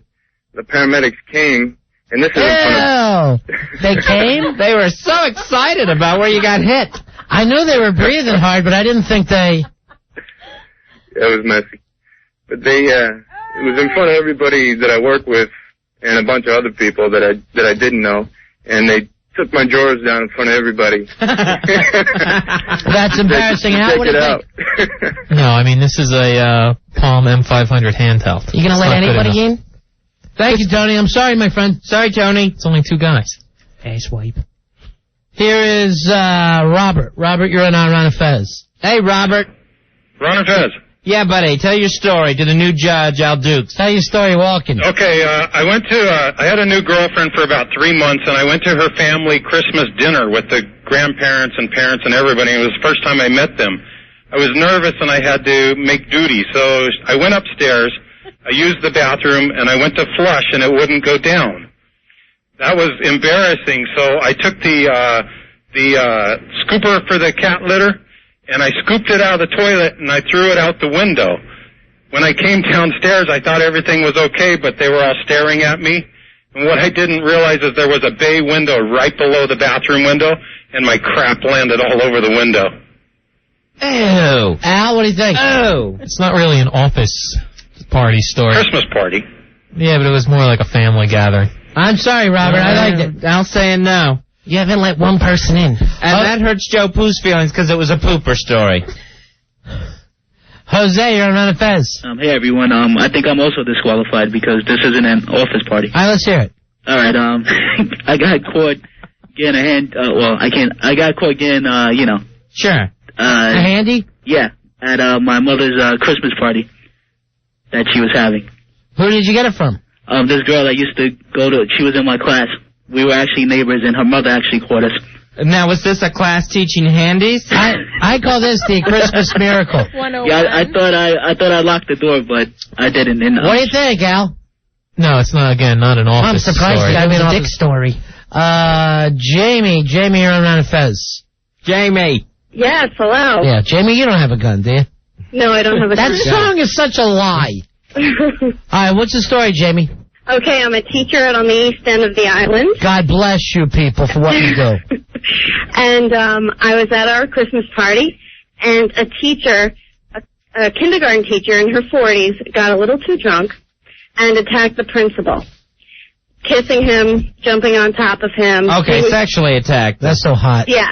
He was trying to push her off because he's very religious, and he was trying to be appropriate in front of all of his children. Staff, and she just wouldn't let it go. We had to call the police. He had to call the police because the woman wanted him so much. Oh, my gosh. Yeah. He had to file a report the next day, and it was pretty bad. She still works there, though. That's a good story. What do you think? No, I mean, it's not as good as some of the ones we have already. You're half a retard. Cheryl, you're on Run of Fez. Hi, Cheryl. Hi. Hi. What can we do for you tonight, Cheryl? Okay. I have a story for you guys. Okay. This just happened 2 weeks ago at my Christmas party. I'm only a temp there to start with. But you shouldn't even have been invited. No, I shouldn't have been. But they said, you work hard, so come on down. So I go, and I had about 16 Jack and Cokes. 16 Jack and Cokes? Yeah. 16? Needless to say, I was a little blasted. So, then my friend decides he's going to drive me to my hotel room that I'm staying at. I got sick all over his car. Then they get me up to the hotel room. I got sick all over my boss, all over the hotel room. I didn't even know, but when I finally got to work on Monday, because this was on a Friday, on Monday they told me that I went up to my boss and I told him that if he wasn't married, I would sleep with him. I don't remember any of this. What do you think, Al? It's pretty embarrassing. That's humiliating. This happens at like every Christmas party where the girl gets drunk. I mean, it's just a so you're saying nothing new here? I mean, it's something that happens at a lot of these parties. All right. Sorry, Jay. Golly. Here's John. John, you're on Run of Fez. Hey, John. Hey. Wait, what? I locked myself in a bathroom by accident. Like an infant. Check this out. I can't get out! I was so drunk, I'm standing there in the bathroom. I got the door locked, and I passed out. I was blacking out. But I was standing up, falling asleep. Somebody knocked on the door. It startled me. I fell over. I grabbed the shower curtain. And that came off one at a time. Doesn't exactly hold up your weight. It's psycho. I wrapped myself around in the curtain as I was falling into the tub. And then I couldn't get out. I couldn't move. How long were you locked in the bathroom for? I don't know. It seemed like forever, but it was probably 5 or 10 minutes. Al, what do you think? Well, no one else really saw this. It's not that embarrassing. It's really just himself. Well, sorry about that. Golly. So it's up to you. We have no one in the contest. No. We have all your people. We have the 80 people you registered. Devin, you're on Run of Fez. Hi, Devin. What's going on, guys? What's going on, guys? What's up, Devin? Not much. All right, so I'm at the company Christmas party, right? Mm-hmm. And I volunteered to be Santa Claus. That's nice. And, yeah, it was pretty nice for a little while. And there I am, I'm having some food and yada, yada, yada. Nice. I have like 3, maybe 4 shots. Gets to be time for the kids to come and sit on Santa's knee. Right? So, get through 3 or 4 kids, and here comes the boss's son. Boss's son walks up, sits on my knee. starts to tell me what he wants for Christmas. So there we go. He starts talking, and there I go. I start puking all over this little kid, the boss's kid. So oh my gosh, that's the Santa! Crying to his dad, and pukes all over my boss. It's my kid. The kid starts puking? It was a total barfarama. Well, just me and the kid, but it was enough. He puked on my boss. Well, that's where you at least say that there was a flu going around. Al? Everyone has a puking on the boss story. I want something different. Man! Here's Jose. Maybe you'll like him. Jose, you're on a Fez. Hey, Jose. Guys. Hey, Jose. Me and my girlfriend are getting trashed at my office Christmas party. Nice. And as usual, we get into a little fight about something, and she decides she wants to make me jealous. So she walks over to the bar, and she's talking to this guy, and she's getting a little close. I'm getting more and more pissed, and I can't handle it. So I walk over and just without looking, slug the guy so hard right in the face, he fell off his chair. Ooh. And when I got to take a look at him, I realized it was my vice president. Of America, Dick Cheney? No, it was you ought to be arrested. I heart punched Dick Cheney. Vice president, guys. Did you lose your job? Oh, yeah. And my girlfriend. And your citizenship. Exactly. Sad. Al Dukes, after all that loss. I think I need a Palm 5 now, so I can find myself a better job. No. Sorry, sir, we got the Palm M500 handheld. I'm going home with a Palm Pop. That's the new... I don't even have a story. That's the new OS version 4.0 software, just in time for the holidays. You just contest kryptonite. No, I'm looking for a good story. Here's Chris. Chris, you're on a Fez. Hi, Chris. Oh, see that? People are hanging up now. All right, who are the finalists that we have for Joe so far? I got quite a few of them here. Yes, you do. But I'll just announce a few people in the lead if you want me to. All right, sure, real quick. Okay, I got Dave, who puked in a purse of the two old ladies who tried to help him, and then he got fired. Pretty embarrassing. I like the one that the guy got drunk and hit on the boss's wife. And always embarrassing. The guy who pooped in white pants. Just stupid. And wasn't that a Moody Blues song? Poop in white pants. And the last one, he also had a good story. His friend peed on the crowd. Oh, that's right. He turned around, didn't realize what he was doing, and did a sprinkler system on the audience. I'll tell you what, let's take 2 more. Okay? All right. 2 more. Tom? You're one of the callers. Tom, you're on a Fez? To pay? What's the deal with that? Of course you have to pay for it. Okay, that was 1. Oh, man, someone wasted a shot. Well, the toupee joke was kind of funny. Toupee. It's not going to get you a Palm M500 handheld. I disagree here, Fezzy. I think he's got a real good chance. Here's Jerry. Jerry, you're on a Fez? Hi, Jerry. Hello? Yeah. Hey, what's up, guys? I can't hear you too well. Well, anyway, I got... Can we get these phones looked at, Al? Yes, we can. Hello? I asked you now for what, 6 months? Yeah, I keep talking to the engineers. So, did you ever talk to Jeremy about it? No. Let's say no matter how many times you go to the engineers... Guys, anybody there? When Rory had a technical problem and kept going to the engineers and nothing got fixed, he went to Jeremy and got fixed that afternoon. Rory, I want you to go to Jeremy over this thing, and I want you to do it at the Christmas party tomorrow night. Hello? Go ahead, Jerry. Can you hear us? Oh, there you go. I got you guys. What's going on? Listen, I got a pee story, too. After a Christmas party at my place, we went back and crashed at a friend of mine's house, and a friend has a tendency to just pee everywhere. So we caught him on the way into his parents' house, but we were too late. He already relieved himself on his parents. What? He relieved himself on his own parents. That's kind of a cute story. What do you think, Al? No, it's another come on, Al. body fluid story. Every story. All right, that was our last call there. Wow. That's what happens when people get drunk. Fluids come back out. I don't know if people want Al being the judge. Joe Poole, do you need a couple of minutes, or are you ready to pick? I don't know. I have a winner. All right, hold on here. Looks like Fezzy's got some nice music for you. Sure. Winter music. Not winter music, winter music. Johnny Winter music is what we have. Here you go, Joe Poo. And the winner is... Dave, who puked in a purse of the women who tried to help him and got fired. That's a beautiful story. Congratulations, Dave. A Palm M500 handheld is yours for Christmas with the new OS version 4.0 software just in time for the holidays. Log on to palm.com for more purchasing information. Now, if I was a judge, I would have given it to the girl with her ass out. All right, the Coast Guard girl. I love a good ass story. We'll take a break. We'll come back with best bets. See what's going on this week in the NFL. And remember, Billy Staples this weekend. He is going to be at the Brokerage Comedy Club, Merrick Road, Belmore, Long Island. For reservations, 516-785-8655. 2 shows on Saturday with Billy Staples and Paul Bond. Is back to rehab tour, 516-785-8655. We're on a Fez. Ron and Fez. You're scaring me. Stop it. 102.7 WNEW. It's time for this week's installment of Ron and Fez's Best Bet, brought to you by OnlineSportsbook.com. We're Ron and Fez. We won't be here tomorrow night. It's a best of. So we'll do the best bets tonight. Standing by, Dan from Hoboken and the Heckler.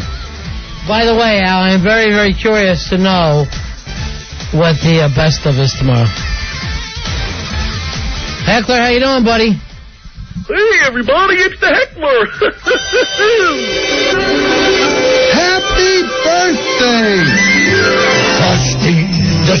Hi, Heckler. Hey, everybody. Oh, don't mock yourself. I'm sorry, I was trying to be a professional broadcaster and use one of my comical voices. It worked. How are you guys? Everybody loved it. Hold on, let's get Dan from Hoboken here. Hey, Dan, how you doing, buddy? Hey, Dan from Hoboken. Hey, what's up, guys? Hoo, hoo, hoo. Both you guys, great gamblers. Give us what you think the early odds were going to be on Al Dukes versus Joe Pooh. Dan, you go first. Oh, I'm saying it's over quicker than Al's sexual experience. Wow, that's 5 pumps.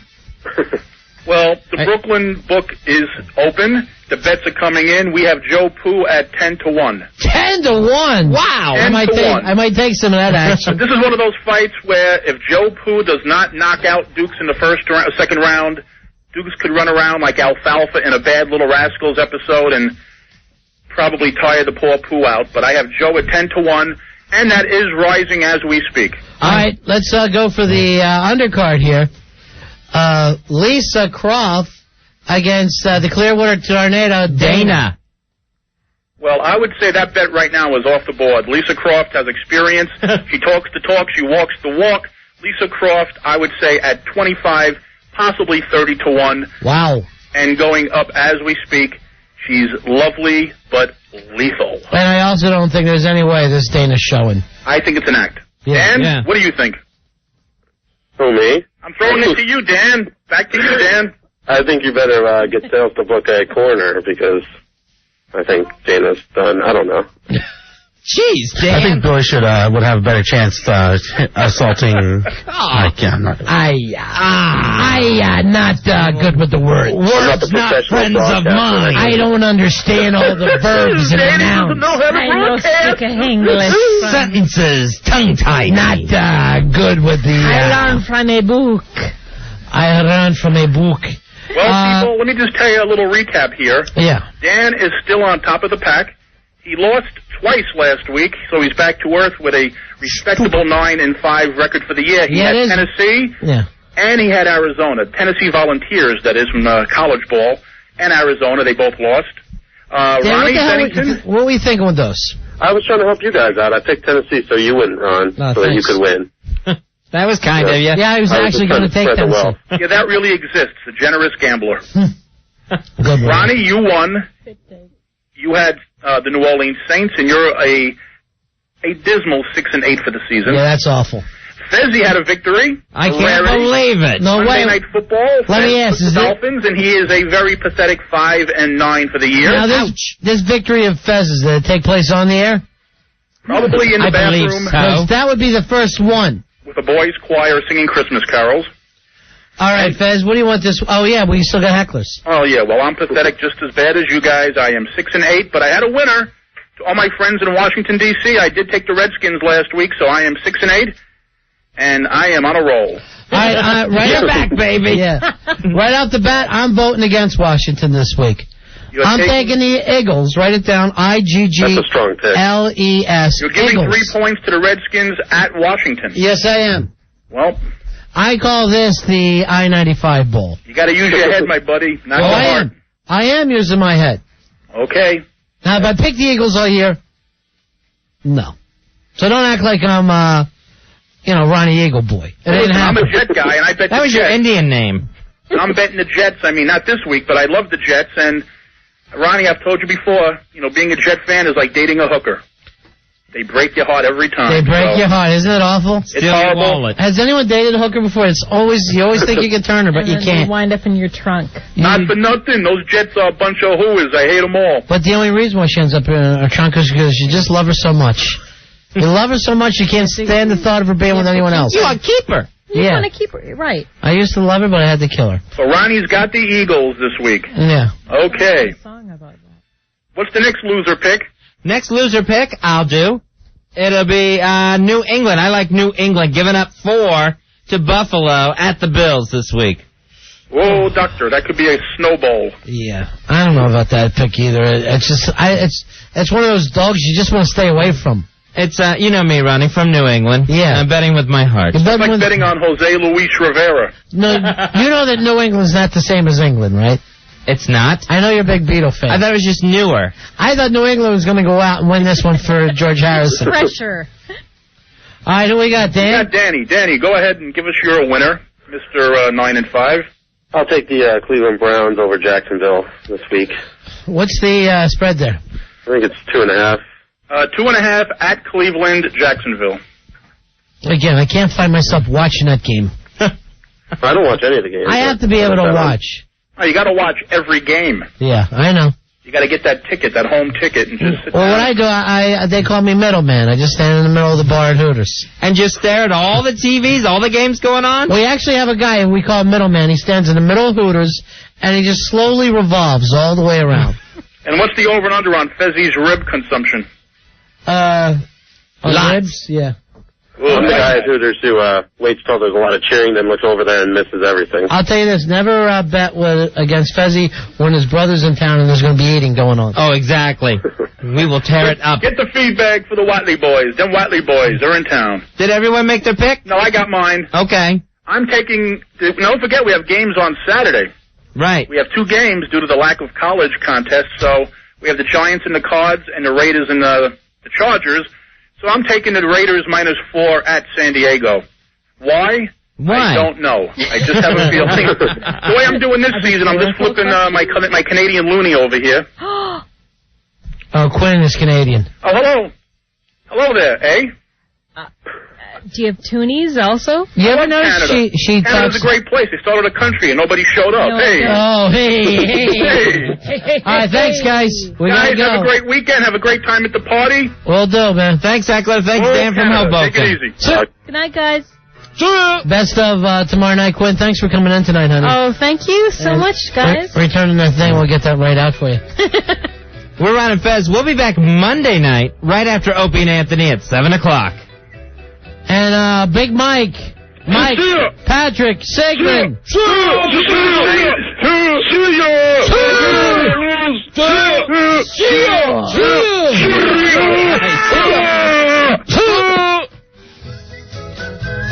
Monday.